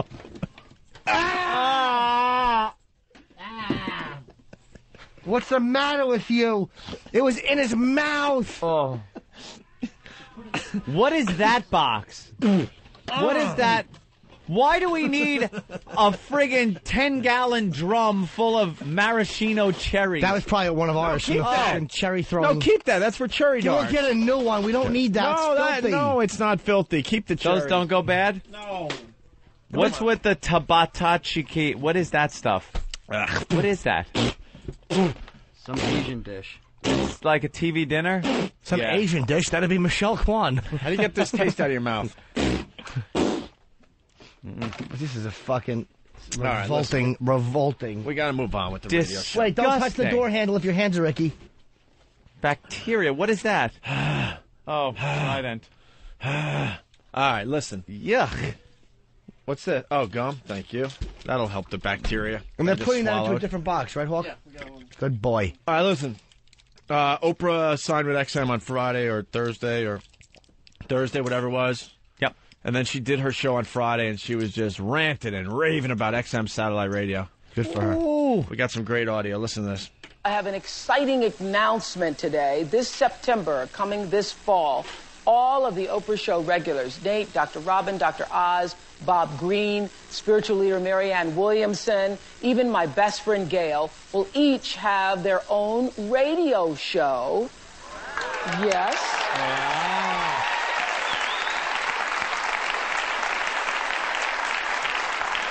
And they will be taking your calls. So we are launching the brand new Oprah and Friends channel on XM satellite radio. Get your XMs. Woo-hoo. That is huge for XM. Opie? Yes. I'd like to end our careers by pushing this little button on the sound effect machine. No, push that! Opie, once again, the power of our job is right here on the tip of my little finger. I shut my machine off. That is what they call a smart move. Uppity what? All right. I didn't say anything. No, of course you I didn't. played nothing. Right at the tip of the finger, though. The power to end our careers again. Does make it exciting, I got to tell you. Here's another clip from Oprah's show on Friday. So this is what you're going to be doing on XM. Bob is one of my friends who will be on the new Oprah and Friends channel on XM satellite radio. So you got to have an XM radio in order to hear him. So I would assume y'all will be getting yours soon. God, she's just sitting there plugging XM on her huge TV show. That's right. It is a massive, massive thing for XM. Yes. And finally, one more. As you all probably know, Gail's my best friend. And she and I have talked every night of our lives for as long as we've been friends. And so I had this idea to do reality radio. So we record our phone conversations. So we're going to record our phone conversations and play them on the radio. As a radio show. Isn't that Bit steal. The thing about it is we've been kind of thinking about it as we're talking now. And we go, Ripping us off. We're taking that. From her. Well, you can't have that. Boy, if they were recording this, you couldn't have that on the radio. So tune in and you'll hear beep. Yeah, because I hear one side of it, and it is entertaining. That would be the Oprah and Gail reality radio show on XM coming this September. It ought to be a hoot. Hoot. We ought to do the same thing with our thing. We're stealing that bit from Oprah. Yeah, let's Too bad. steal that. We're on first. Believe me, we won't have a crossover audience. Yeah. Let's record some of our phone conversations, because we all talk every night, guys. No, but Opie, we do.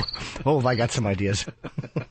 And then good old Leno. A lot of exposure for XM in the last few days. Yeah, do you hear this? And our friend Oprah signed a 3-year, $55 million deal with XM Satellite Radio. They're the big one, you know. Right. They're the big one. The other one's kind of small. That's the big one, XM Satellite Radio. Right. Oprah's going to be on satellite, so finally she's free of the FCC and she can swear and be as raunchy as she wants. Nice way you threw in that little extra jab. Oh, too. that little jab. That's the big one. The other one's not so big. Not so big. That was not kind so of big. Yeah. We love Leno. That was exactly what that was Leno. about. Of course it was. Yeah, Howard's doing just such crazy, great stuff over there. No one cares anymore. And then our old buddy, Scott Farrell. Old buddy. Huh? Old buddy. Yeah. Yeah. Because sometimes you go, hey, my old buddy Jim. And Jim's still my buddy. Yes. This is the ex-buddy, Farrell. I think I called him a bloody cunt clot. But how did you mean it? I meant it in a way that is worse than it sounds. What a phony lump of shit this guy is. Well, just a phony. Just some back history. We worked with Scott Farrell at WNEW in New York. Anthony and I actually got him hired at WNEW. He's a guy that's he's very good. Can't keep his fucking job. You know something? He's good to some people. Some people like him. Some people hate him. I, for one, bit my tongue a lot of times. Just let him, you know, just because you talk fast doesn't mean it's fucking good. If you're into sports, fine. You find him entertaining, great, whatever.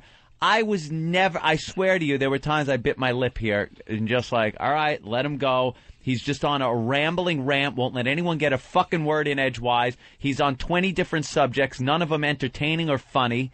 And, you know, he was very hit or miss. But out of friendship and loyalty, I wasn't going to blow up the guy's spot or anything like that. Let him go. Some people seem to enjoy him. That's fine. The second... And we, just some back history, too. We were very interested in getting him here at XM. Very interested. We had a list of people we were very interested in getting here at XM, but we had to put all that on hold. Remember the whole golden ticket thing? That was a thing that was happening. Yep. And then there's some things that happened behind the scenes, so we had to kind of just stop that, put it on hold for a while. but eventually we are going to, hire some of our friends. And we were all friends. It wasn't just like a radio thing. We all got along really well. And he knew that. Yeah, and, friends. And he was told that, and we're like, all right, but hang in there, whatever. And then next thing you know, there's a post on his website that he's now claiming he didn't write or something. Oh, now he's claiming he did? Oh, now well, great. I have an email that from him that's because he wrote me personally because he was all scared that the pests were getting to him and his family. And he goes, look, I had nothing to do with the post on the website. And we're like, come on, Scott, at least admit it. And this post on the website was basically saying how great, Howard was and how he's going to kick our ass. He's going to kick O&A's ass. And it's like... Yeah. Wait a minute, you're a friend of ours. Why would you, out of nowhere, just, start, have a post like that on your website? And here's the thing.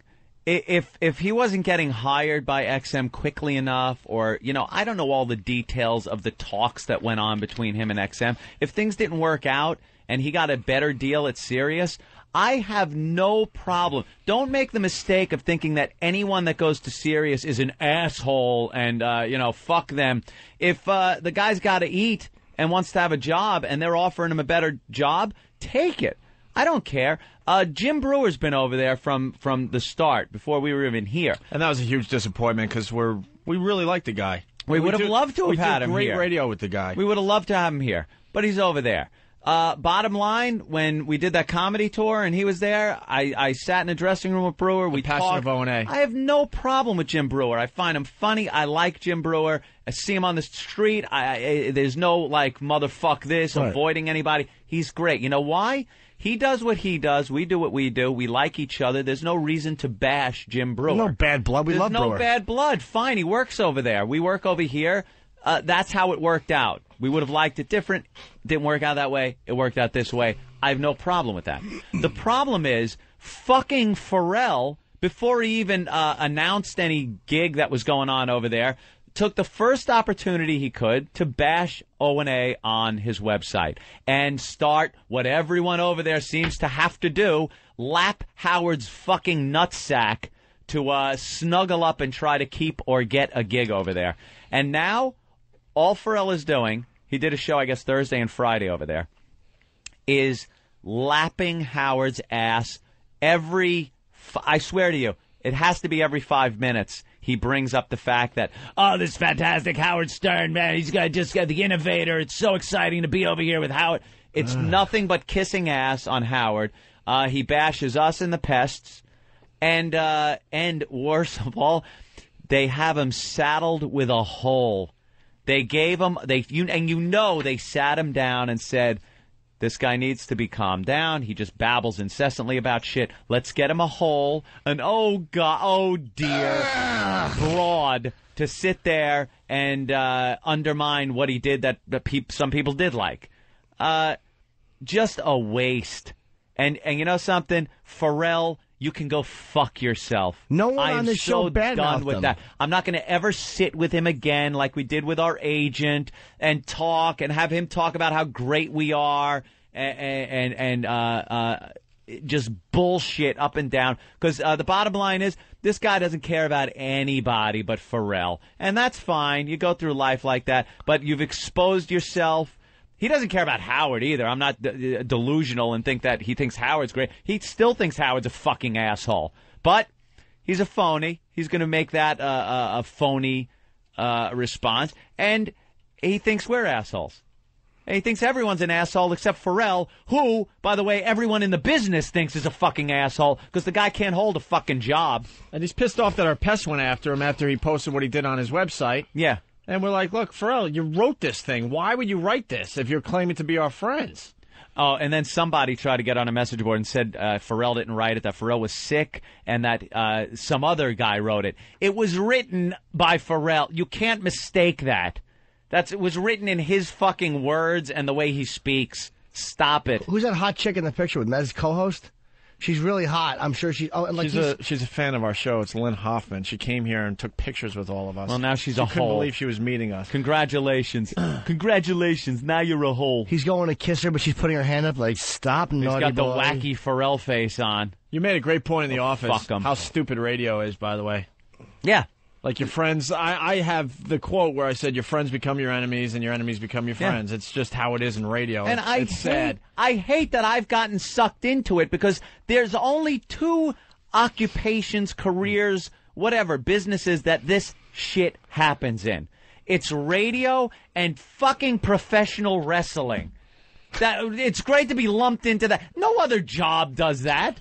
No other fucking job. You don't go to any other job and have the smack talk that goes down in radio. And where one day you walk into a studio and a guy is your friend, and in front of the audience you're talking, he picks up a chair and slams it into your face. Oh my God! He just hit him with a chair! I can't believe it! Just yesterday they were friends, and now they're the deadliest of enemies. Only radio and fucking wrestling. Yeah. Great company. They all do it when they go over to the Little Doggy Company. Bubba the Love Sponge, there's an article that came out on him on one of the radio sites, basically saying his dream station would be, Howard Stern, himself, and Opie and Anthony. Yeah. And now we're hacks. And that now would we're be this, a and great. now we're that. Yeah. Now, because now it's all bad. Now it's all bad because we're not on the same channel. Or whatever. And you can go over there and not have to kiss so much Howard ass. I don't get there's no self-respect in it. No one bashed Pharrell here. And it's not going to get you anywhere. I don't think they understand over there that I think they get caught up in the Howard hype where they're going over there. Sirius has pumped Howard up so much that they think that by going over there, they're part of that big Howard picture. No one's talking about you. Pharrell is not fucking bringing subscribers to Sirius. Sorry. Much to everybody's chagrin over there and people that don't like the Opie and Anthony show, we have done huge things here at XM with getting subscribers, keeping an audience, getting new people to sign up, getting people that have signed up to listen to this program, tell their friends who then sign up. This is fact. This is what happened. There's a buzz about this show in the satellite world, and that is spreading. If you're working over there and you're lapping Howard's ass, and Howard has less listeners than us to begin with, right? There's another thing. The excitement is not about Howard and you. It's about Howard leaving radio. You are now an employee over there at the second best out of two satellite companies. Congratulations. That's it. And to hear Pharrell, because I was listening on Pal, they do this thing on Pal Talk. It's fantastic. They all get on. They pick a war room and then broadcast the audio from the show. So now instead of the old days, which was like a couple of months ago, where they had to get a message board together and pretty much it was very hard to get the audio of the show streaming to everybody. You had to do it individually. Now they could do it in one place. They plan everything. They get the phone numbers up there on the Pal Talk thing, and then pound them and pound them and pound them. And Pharrell was getting pounded by the pest. Oh, really? I never heard the Ramon call. Did he get some? You suck, not you.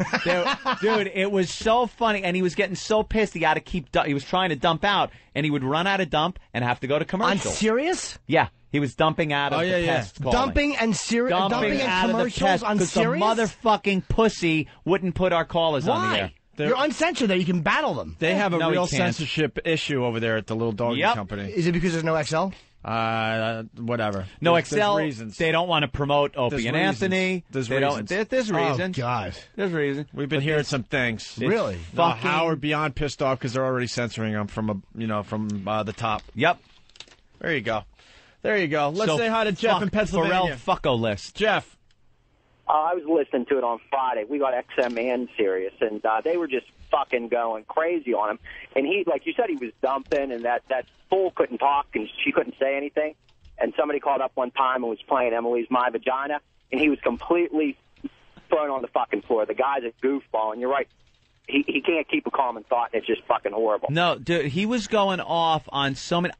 And to tell you the truth, out of all the time that we have known the guy, I only heard him on our show. I couldn't listen to his show. I don't like his show. But I understood that some people did like him. Fine. I couldn't stomach him that much. When he would go off and just start rambling, you try to ask him a question or steer him in a direction about a sports story that was going on, and he's off. And, like, you want to have a discussion with the guy, and it's impossible. So they put this hole with him, and she tries to steer him. It doesn't work. It is nothing but this disjointed babble that you can't get a hold of for long enough to enjoy anything. Is she good, though? Does she have some funny things? I couldn't tell. I couldn't even tell if she was just your standard hole or she could be the best fucking thing in radio. With him just, shake it. Shut up. There were Ramon calls coming in. Oh, yeah. You Ramon. Not you. Yeah. Take this man with throat cancer off the air. I mean, just horrendous. Boston Strangler, what's up? Hey, good morning, boys. Good morning. I just want to let everybody know that the attack is still on for tonight. Oh, it ain't stopping. Oh, no, definitely not. We're going to be back in the Pal Talk War Room at 8 p.m. when the show goes on, and we're going to fucking destroy him. He didn't have to go over there and trash us. Nope. We didn't do anything If to he him. went over there... He posted something on his website, so we called him out on it, like, what's that about? And we even said, call our show so we can work this out. Because then he wrote a few people saying, look, I didn't write it. So I'm like, all right, call the show. Let's talk it out. You know? But I think the Pest at this point, they could smell a phony. He didn't have to do that. Now he's going to have to pay for it. And now we're the assholes? Look, you go over there because we couldn't work out a deal. That's fine. That's fine. It's fine. And we would be bummed. But to go over there and the first chance you get is trash us? What's that about? Well, dude, in one breath he was praising you guys, and then the next breath he was going, fuck Opie and Anthony. He was making references to your agents. And he's a lunatic. I know. He's a fucking lunatic. And then at another point, he kept on going on and saying basically how you guys abandoned him, and here you guys are on a beach drinking, making money while he's starving to death. Yeah, while everyone else got fired over there. Yeah, because that was our motive. Yeah, we weren't trying to get another fucking job somewhere the next day that Infinity locked us into our contract and fired everybody else. That's our fault. Because we went up to Mel Karmazin's office and said, Mel, could you keep paying us so we can't fucking work, but fire all the people that have been loyal and we appreciated having working for us for 3 or 5 years or whatever the fuck years it was? That's what happened. Yeah, we told Mel Karmazin what the fuck to do.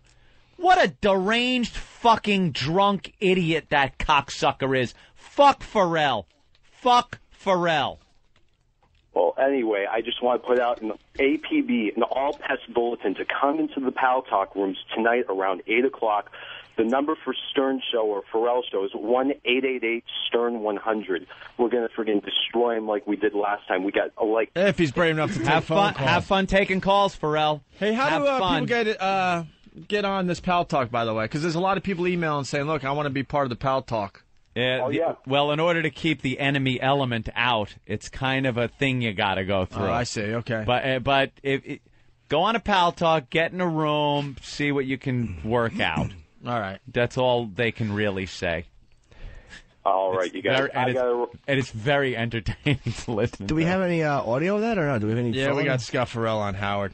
This guy was our friend. I mean, it's so ridiculous to say anyone's your friend in radio. It really is. But I did a show when we were off Tim the air. Sabi and I were talking back and forth on a weekly basis from the day I got fired all the way up until he took a job at the Little Doggy Company. And out of nowhere, he just fucking goes to work with Howard. He hates Howard. Yeah, but Tim said how great we were. He had fucking posters in his office down at YSP even after we got fired. The guy fucking loves us and turns around and goes to work with Howard. But I have no problem with Tim Sabian either. Not at all. I really can't. I have a big fucking problem Dude, with Tim he might Sabian. like Mel. Maybe he likes working with Mel. And I was closest to Tim than all you guys. He's a fucking phony just like the rest of them. Maybe XM didn't offer them money. It's sad to say that, but I'm calling him out. He's a fucking phony like the rest of them because there was a reason why he wasn't ready to leave his past job and come over to XM. There was a stock thing and there were other concerns that he wanted to wait out. And then all of a sudden, out of nowhere, he pulls the trigger and goes to work for Howard. I don't know what deals are made by these guys, so I can't just for the fact of going over there, I don't have enough information. I don't know what. Well, if XM said, "Hey Tim, here's $100,000 a year.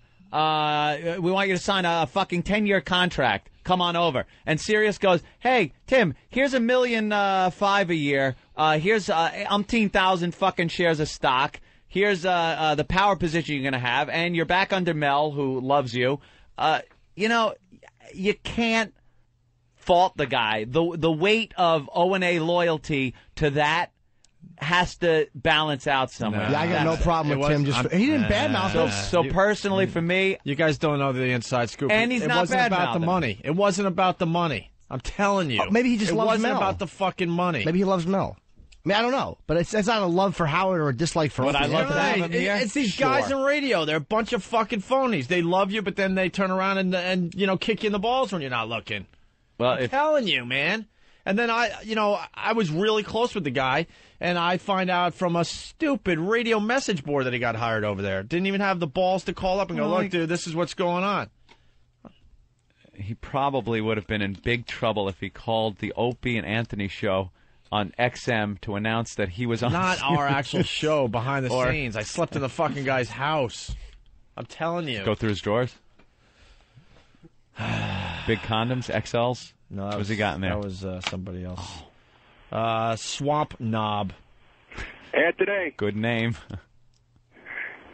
Anthony, you there? Yes, my friend. I am here until 11:01.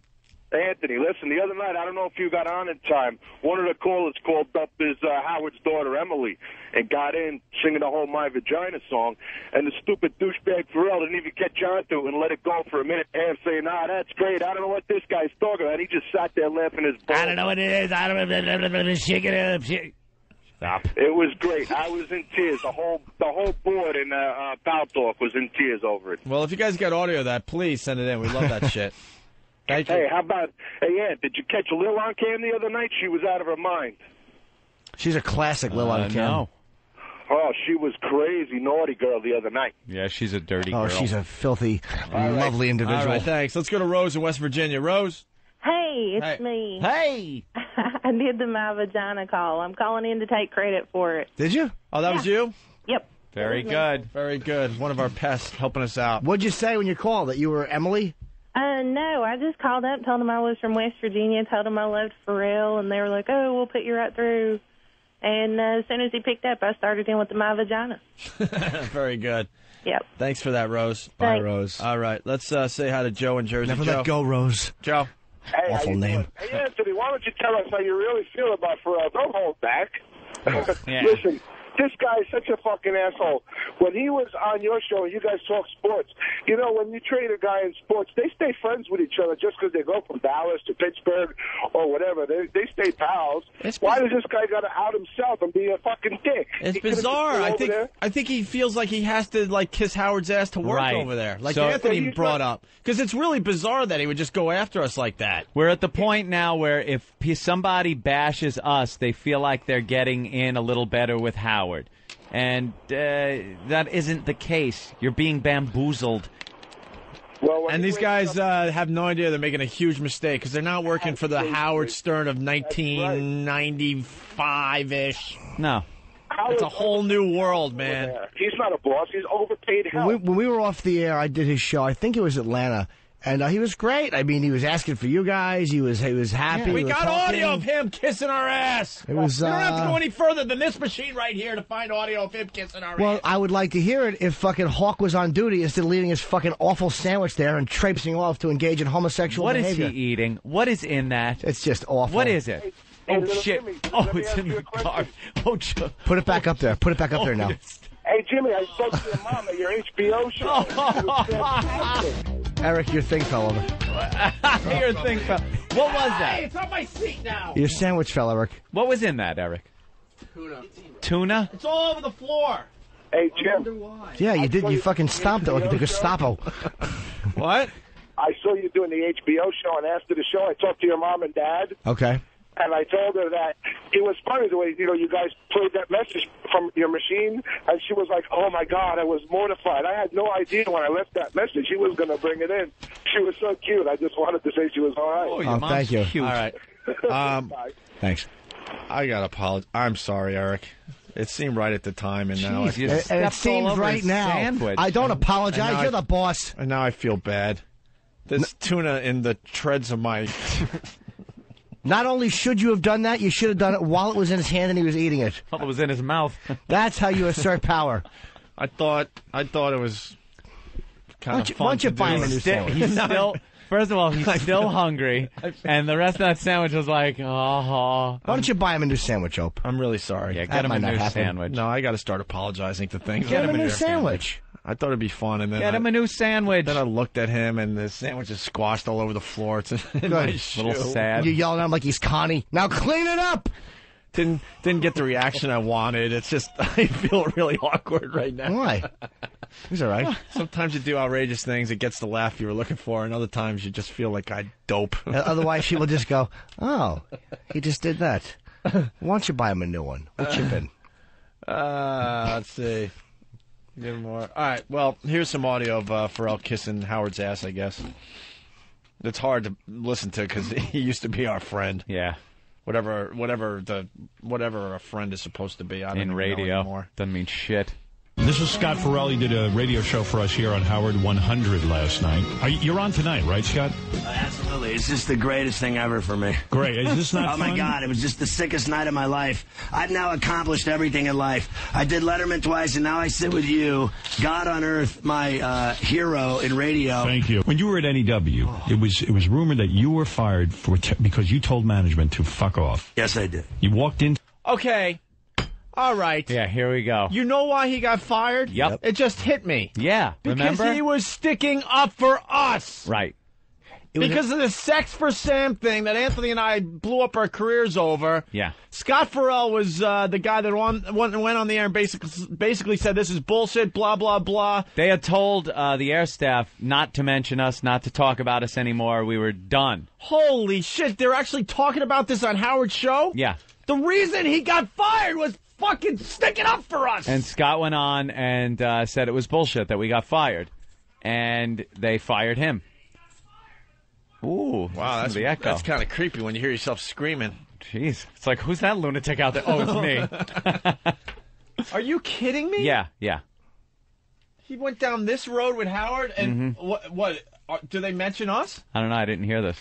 NEW. It was rumored that you were fired because you told management to fuck off. Yes, I did. You walked into an office and said, fuck off? Now, some of those bosses are here today, and I love them very much, and they're great to me, and they've always been good to me. Jeremy Coleman, I look up to. Great guy. It all stemmed from the LA thing. Look, we all got fired. You look up to him? Scott. He's 3 feet tall. Exactly. So he's fucking Fiona Apple. Fiona Apple. How do you look up to him? Oh, my God. Oh, my dear, sweet Jesus, Pharrell. What happened? He looks up to Jeremy. We used to walk all over the guy. He's a nice guy and stuff. Very nice guy. Floor mat, though. He's lupus. How do you look up at him? He's lupus from Bad News Bears. Take care of Jeremy, and then he goes, and you just wait till next year. He was lupus, right? Yeah. Great to me, and they've always been good to me. Jeremy Coleman, I look up to. Great guy. It all stemmed from the LNA thing. Look, we all got fired. 30 of us went down the drain instantaneously in a matter of 3 days. I got nothing out of it. I got, no cause. You're the devil. See you later. Good luck to you. Have fun in Boca, your pad, and stay the F away from us, you miserable. And so I was gone. I went, one day they did the thing in the church, and the next day I'm in bed. I'm fired. I'm laying on a beach in Boca Raton. They call me and tell me I'm whacked. Everything from day one's been so cool. From the parade for the launch. It's great. The shows have been kick-ass. I drive around like a homeless person listening every day. Who does he listen to? He says the same shit about us that he's been driving around listening to us. Both at the same time. One of your phones got you, one's got Howard. Blah, blah, blah. Shake it up.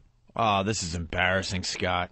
It's embarrassing. He used to fight the same fight we did. He's a phony. Holy crap. He's People are going to see through your shit, buddy. For how real he wants to come off, he's nothing but a phony. People are going to see through your shit, buddy. Did he say bad stuff about you? You didn't have to go down this road. You just go over there and do your gig. Do your gig.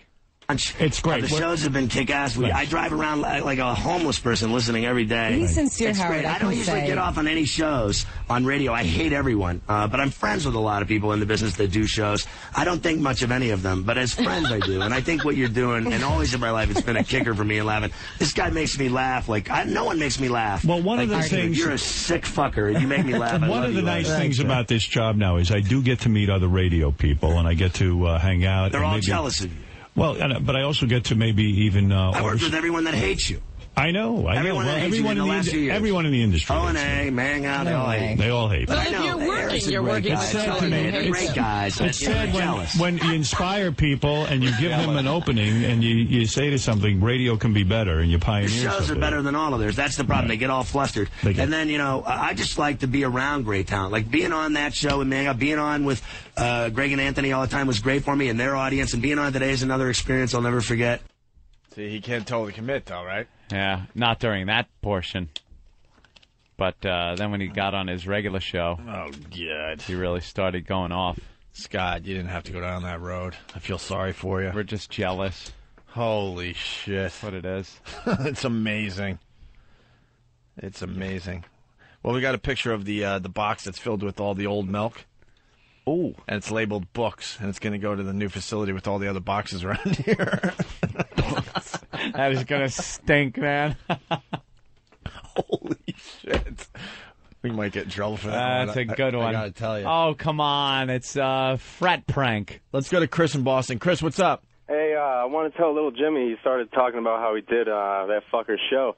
He said something along the lines of that hack comic that O&A bring on and try to have him tell jokes was on my show, and I couldn't laugh at him if I had a cocktail an hour or some stupid shit like that. Yeah, He didn't say that. It just shows desperation. It's the whole thing with, no one makes me laugh. I'm friends with radio people, but they don't make me laugh. I don't think of much what they do. But you go, you're crazy. Right, all that right there is just, why do you have to go that far? This guy just lied, by the way.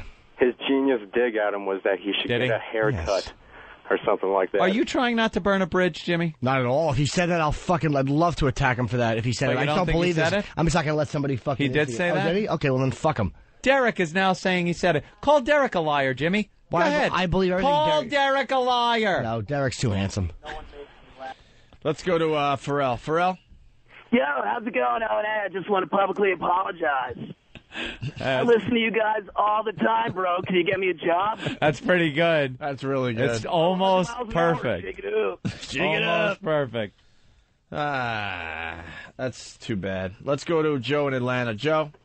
I've just been listening. What is this? Why don't this dick come out of the closet? Is he Harvey Firestein? All I want is to be loved. He sounds like a fag. But anyway, I appreciate his support. Yes. I didn't appreciate his humor. Exactly. Support, yes. Humor, shoot yourself. Your support was very good, very good. But the joke itself was ghastly. It's just embarrassing that these guys got to go on Howard's show and kiss his ass like that. All of them have to come in and kiss the ring. That's what's embarrassing. They were all fighting the good fight and just didn't have what it takes to get it done. So Yeah. like, all right, well, I might as well join him. Kiss his ass. Do what he tells me to do. Yeah. In some strange twist of reality, if this ever happened, we, for some reason, had to go over there. Had to go over to Sirius. No, they would have to build the Berlin Wall again. Yeah, there would have to be a wall. You would not hear us doing this. No. There will be no O&A kissing ass like that. It just wouldn't fucking happen. It couldn't happen. Why do these guys feel like that will put them in the big picture of Howard's career? It's just because you kiss his ass doesn't mean you're going to be written up in the fucking blurb about him. Christ. All right. So there you go. Let's go to Hell's Dignity. Hell's Dignity, what's up? I can't fucking believe this guy. He was just on inviting you guys to bowl games. Dude, he was like, when you coming up to play golf? Oh, what an asshole. We went across the street and we had Play lunch. golf like that Kennedy kid played it with that girl. With that motherfucker. Went across the street for lunch with our agent trying to figure the whole fucking thing out. The last we talked to Scott, we're like, look, Scott, it ain't going to happen right now, but we were trying to get him a spot on our show at least to keep it going. And then, Elo's got to figure out some things behind the scenes, and then something big is going to happen for other shows. Well, it's time for the fucko list. I'm telling you right now, I did nothing. Anthony did nothing. Jimmy did nothing personally. Nothing to this guy. Nothing. All we know is one of our past go, you better check out the Pharrell website because he's trashing you guys. I'm like, what? That's impossible. And then he wrote me a long email on my AOL account. I'll have to bring that in. You should.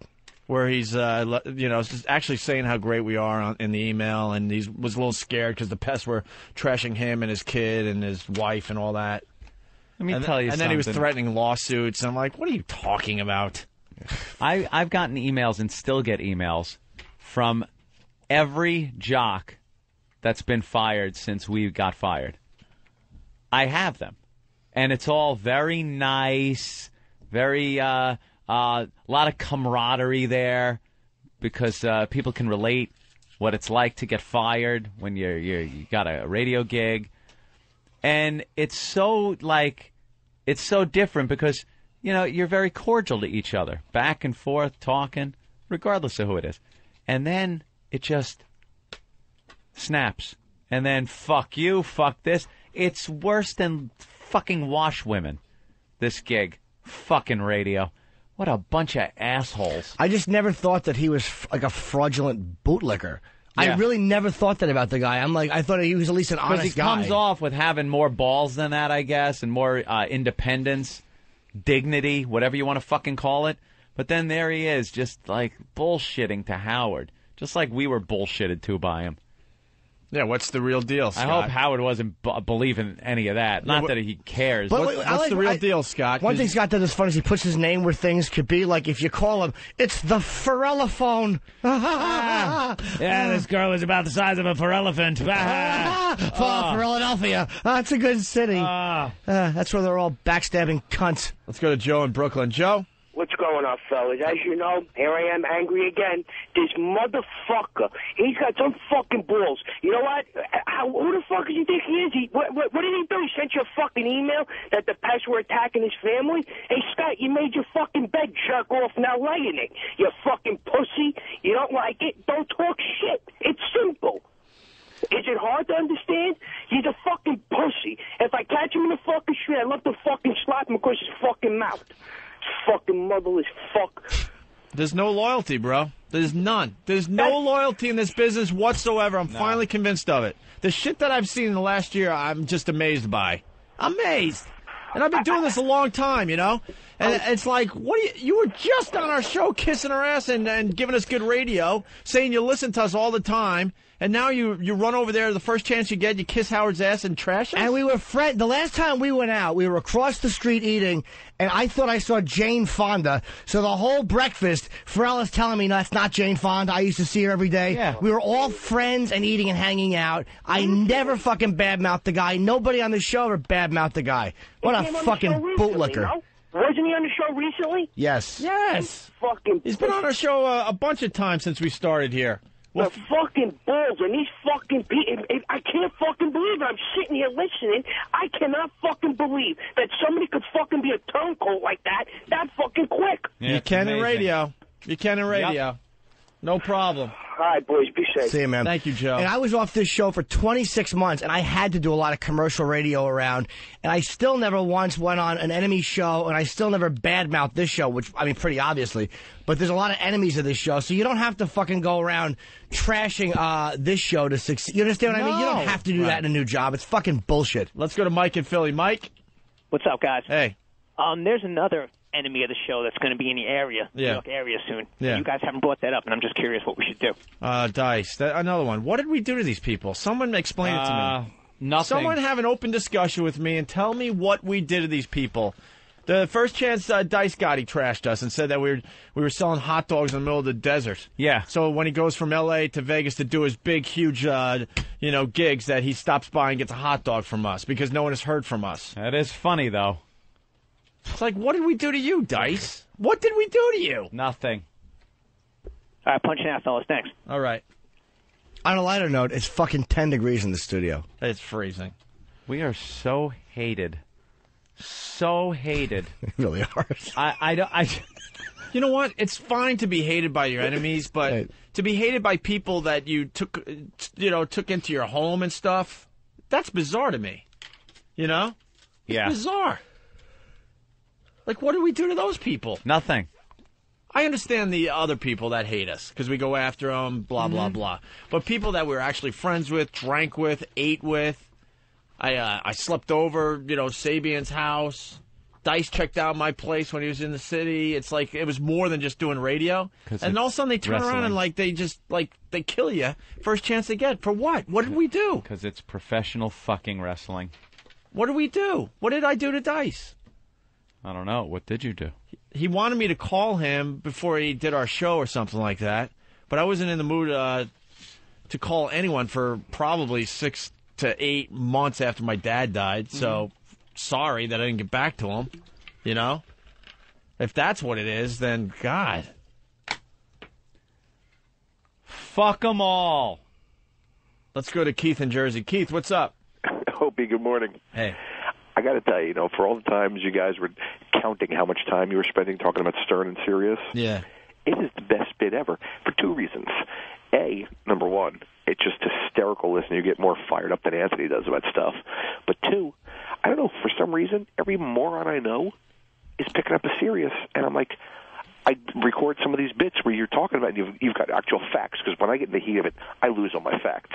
I just give them a CD with a couple of MP3s burned from your stuff, and it just shuts them up, from whether or not it's a matter of that they don't have a true receiver where you can walk around and hear it and stuff, to stuff Stern's done, anything and everything. It just shuts them all up. So I want you to keep talking about Sirius, keep talking about Stern, because it's the most entertaining part of my day. All right. And the other thing is this Pal Talk thing. I'm a Mac consultant, and you guys got to do something to talk to these people so the Mac users can see this stuff too. So 3 faggots with Macs can get online. Fucking Mac is incompatible with everybody, dude. It's the way Apple does shit. Good morning, baloney tits. Thank you, sir. They're completely incompatible with everything. They're arrogant, man. Actually, it's not baloney. I think it's chocolate pudding. Why do they do that? You can't even right-click on Mac. They blow. Actually, you can now. You can now, but you get to expand the window. You got to just drag it. It's fucking awful. I have a Mac, but you need a regular Windows computer also. You can't just have a Mac. Of course you can't. Stop believing the hype. No, you can't just have a Mac, dude. Macs and function in this world. Macs were great when compared with DOS and C-Prompt. They were convenient, but compared to fucking Windows, if Mac was compatible with everything, if they weren't such arrogant cunts with their software, I would like them. But iPod, they're just extremely arrogant. I love Mac. I use all kinds of graphics programs on it, but when it comes to just going online and doing your daily work that you do and playing games, Windows. It's like no Windows machine is ready to go out of the box, all the cool stuff. You got to add that stuff yourself. And the problem is a lot of Mac users don't know where to get that stuff. I've been doing nothing but Mac support for 20 years. If Apple stopped making a Mac, I'd be a pastry chef, but because I hate Windows. But the bottom line is the goddamn guy that hates Windows. There's such this animosity between the hippie Mac people and the corporate Windows people. That's not it. I do corporate Mac support. Yeah. I work for an ad agency in Midtown. I'm over on 42nd Street in a news building, dude. Good luck to you. Keep up your good nature. They're inconvenient, dude. Macs are inconvenient. All right. No viruses. I know that's true because no one cares about Mac enough to give it a virus. I got is the O&A virus. You know who else doesn't have viruses? Fat chicks, because no one fucks them. Punch it out. All right, let's go to Theo in Jersey. Theo. Yeah. Hey. Hey. Let's call this pussy up in front of him. What's that? What did he say? What? I really don't know. Did anybody hear what he said? Was he trashing us? If he was, all right. But I have no idea what he was saying. Couldn't understand. Okay. All right, let's move on. Jesus. Who knows? I have to pee. You do? Yeah, fucking Theo. I have something by Spoon Man. Well, then I'll hold it. What is it? Well, it's cold outside, right? It's freezing in here. Baby, it's cold outside. Uh-huh. Featuring Patrice O'Neal. Really? Remember the story Patrice O'Neal told that he went up to Boston for the holidays and he decided to sleep at a rest stop? Oh, yeah. Because he was really tired, and then there was a guy that was banging on the passenger window and said, hey, it's cold out here. It's cold out. And Patrice had no clue it was a gay gentleman trying to get a little action. Suck a little dick. How hard up do you have to be as a gay guy to see Patrice in the car and go, all right, well, that's the only cock within 8 miles. Right. There must have been no one else in that parking lot. No. So no one. Patrice is like, well, if it's cold outside, go inside, motherfucker. Like, has no clue he's getting hit on. You can picture him just sitting there all confused, just woke up. Why? Well, it's warm inside. Didn't Patrice try to say the guy tried the handle? Tried the door handle. Like he wanted to come in. Wait, what? So Spoon Man put together this little song for Patrice O'Neal. There's a guy looking in my window. Clean cut white guy. Abercrombie and Fitch. What's up, man? He goes, cold out here. I go, what? It's cold out here. And he tries my handle on my door. He pulls my door handle. Holy shit. It's cold out here. Well, go inside. Go inside. It's coffee in there. Now, I'm sitting there not thinking anything except for this is some crazy motherfucker who needs warmth, and I'm going, well, I'm sorry, dude, but, you're not going to warm up in my fucking car, Wish I knew how to break the spell. So, he walks away. I ought to say no, I'm looking at him. And I'm still not, my energy still isn't like, what the fuck? I'm just like, that was weird. That's a little odd. New York, Yeah. It's cold out here. So I watch him. This motherfucker gets into a Subaru Outback with a Christmas tree on top and drives away. And that's when the adrenaline kicked. I said, this motherfucker, he was going to suck strange black dick before he went home to take a Christmas tree to his fucking family. This guy was a fag. I didn't know. I thought he was just a creepy cold guy. So it was almost like I let something evil escape. Your husband is trying to suck strange gangster cock, and it was just like Gangsta Fag song. It was a well-dressed fucking businessman type. Sucking dick at a Connecticut White restaurant. dude. Do you think the family he's bringing that fucking Christmas tree home has any clue that their husband is sucking rest stop dick and has a rest stop code? Like, I'm going, if I was a fag, is that the code? It's cold out here. Fucking faggot, huh?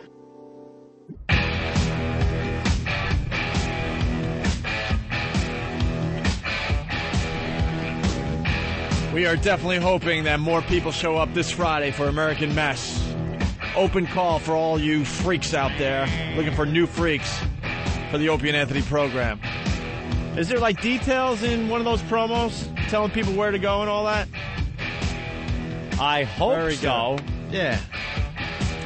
We're looking forward to Friday. After Psycho Bill, Schizo Bill, you got to think that there are more people on the way. Let's wait till the lyrics start. I know. I want to sing this song now. By the way, we just found out a lot of people observing through Pal Talk that we're all freezing in here. We got hoods up and hats on and winter coats. We just learned that the AC has been on all weekend long. Why did no one tell us? We've been bitching for 4 hours. And E-Rock goes, okay, they just turned the AC off. Yeah, the blizzard's over. Let's turn the AC off. Why do they have AC running at all? It is so cold in here. Like, my toes hurt. Why did nobody tell us earlier? I've been complaining about fucking the freezing cold since 7:06. It's amazing. It's the whole technology thing again. Yeah. Why can't we turn down our own AC? There should be a thermostat in here like the old days. Right. Where you go, hey, what's the temperature in here? Wait, this doesn't look degrees? right. Let me change it. Turn it up to 74.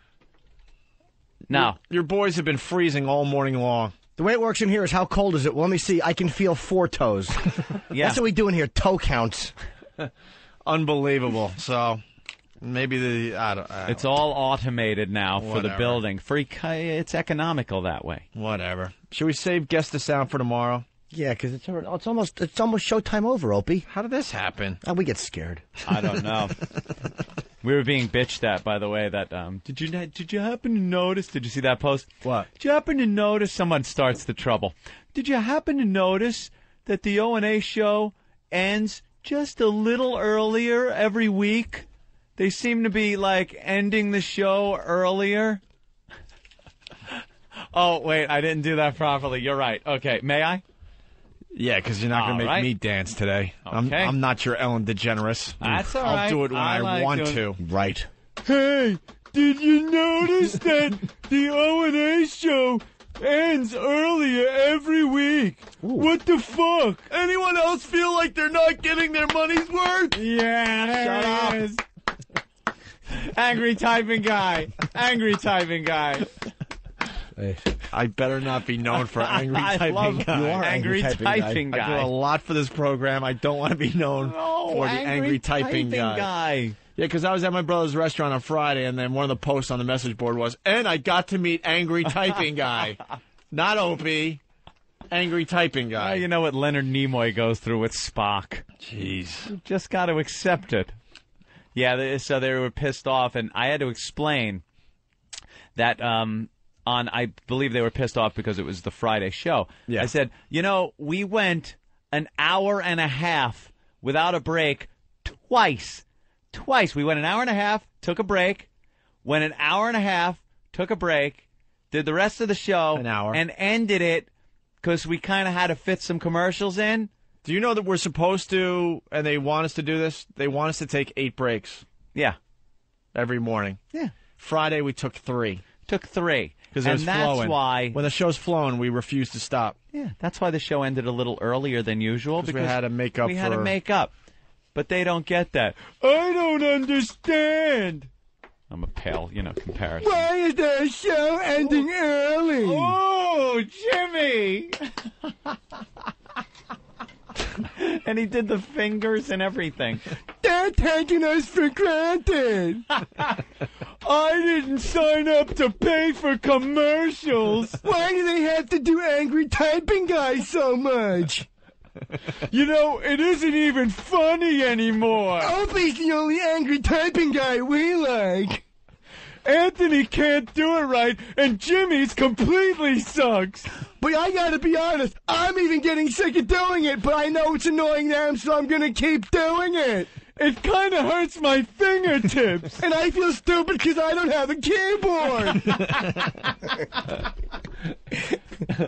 We're silly typing geese. Oh, how funny is it going to be when there's a thread on Whackbag? Does anyone else think that angry typing guy is played out? Oh, dude, unbelievable. See, that's the only bit that will never be played out. Ever.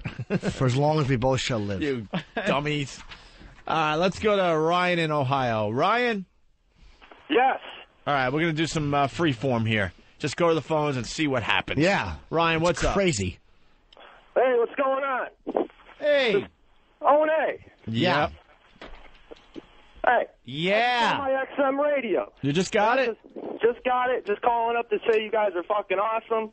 And, keep up the good work. I haven't heard you guys live in like 3 years. So Can I ask you something, Ryan? What took you so long? Where you been? Hey, I was in college. Go to audible.com. You can download a ton of old shows already. Dude, I was on and the best O&A of virus, stuff. Downloading all your shit. It was awesome. But, I just called up. I wanted to say, I'm excited as shit to get. Eric in New York. Hey, good morning, boys. What's up, Eric? I learned a couple of things today. Fat girls don't get viruses because nobody fucks them. Yeah. But I'm bummed. Well, we did and one more thing. The fatter the cock, the faster you go in luge. Yeah, we think that's what's going on. Now I can't even watch luge the same way. Goodbye. When I see the luge tonight, I'm going to be laughing really hard. Mike in New Orleans. Well, what I learned today was that little Jimmy Norton's getting ripped off by Oprah Winfrey. Oprah and friends indeed. No, sir, I was going to say that we're going to steal from her. Yeah. Hey, Mike. Happy birthday, Midge. Mike, they're doing Mardi Gras? Absolutely. You guys coming? I was with you last year on the balcony, man. No, we're not going to make it this year. When Can you guys come up here? Can you guys come up here and take your schwoogies and bring them home, please? There's a big story in the paper that. What's the story in the paper today that we forgot to talk about? Oh, the Katrina victims. Yeah, Katrina victims are still here in New York City hotels. Oh my God. Still here. Can someone give me how many months it's been? I don't know. I think it was October, right? Somewhere around there. It's got to be 4 months, 5 months. Almost 5 months. Yeah, almost 5 months or so around there. There are still Katrina victims at New York hotels. And the hotels are now saying, could you leave? Like, we're done taking care of you. You have to leave. They've been living there without having to pay, by the way.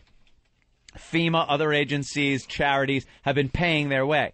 So now these black leaders have gotten up and are protesting these hotels, saying that they shouldn't be kicking these people out. They're throwing them out on the street. Have they given them enough time to to even set up shop here in New York? Get a job here. Do something. They're sitting in these fucking hotels, eating off the government till, and now protesting that they're getting thrown out. And to top it off, they want $1,500 per family to leave. They're asking the hotel to pay them to get the fuck out. How is this going on? I don't know. Look, I'm not saying they should be able to stay in hotels forever, but when the fuck out. Everything they have, they've pretty much lost. I have a certain amount of empathy for them, man. That's everything you have is gone. You have to not only can you lose everything, but you have to relocate. By the nature of what happened. So it's like now you're in a new place. You don't know if you can go back to your home where you used to live. I don't know. That's a rough one. Do you think in these 5 months that they're staying at this hotel that they are working to get out of that hotel? That they are saying, let me take this 5 months. Let me take the money that has come in through charities, various organizations, and get my life back in order? Something? Right. Instead of sitting in a hotel in New York until they go to throw you out and then going, hey, what?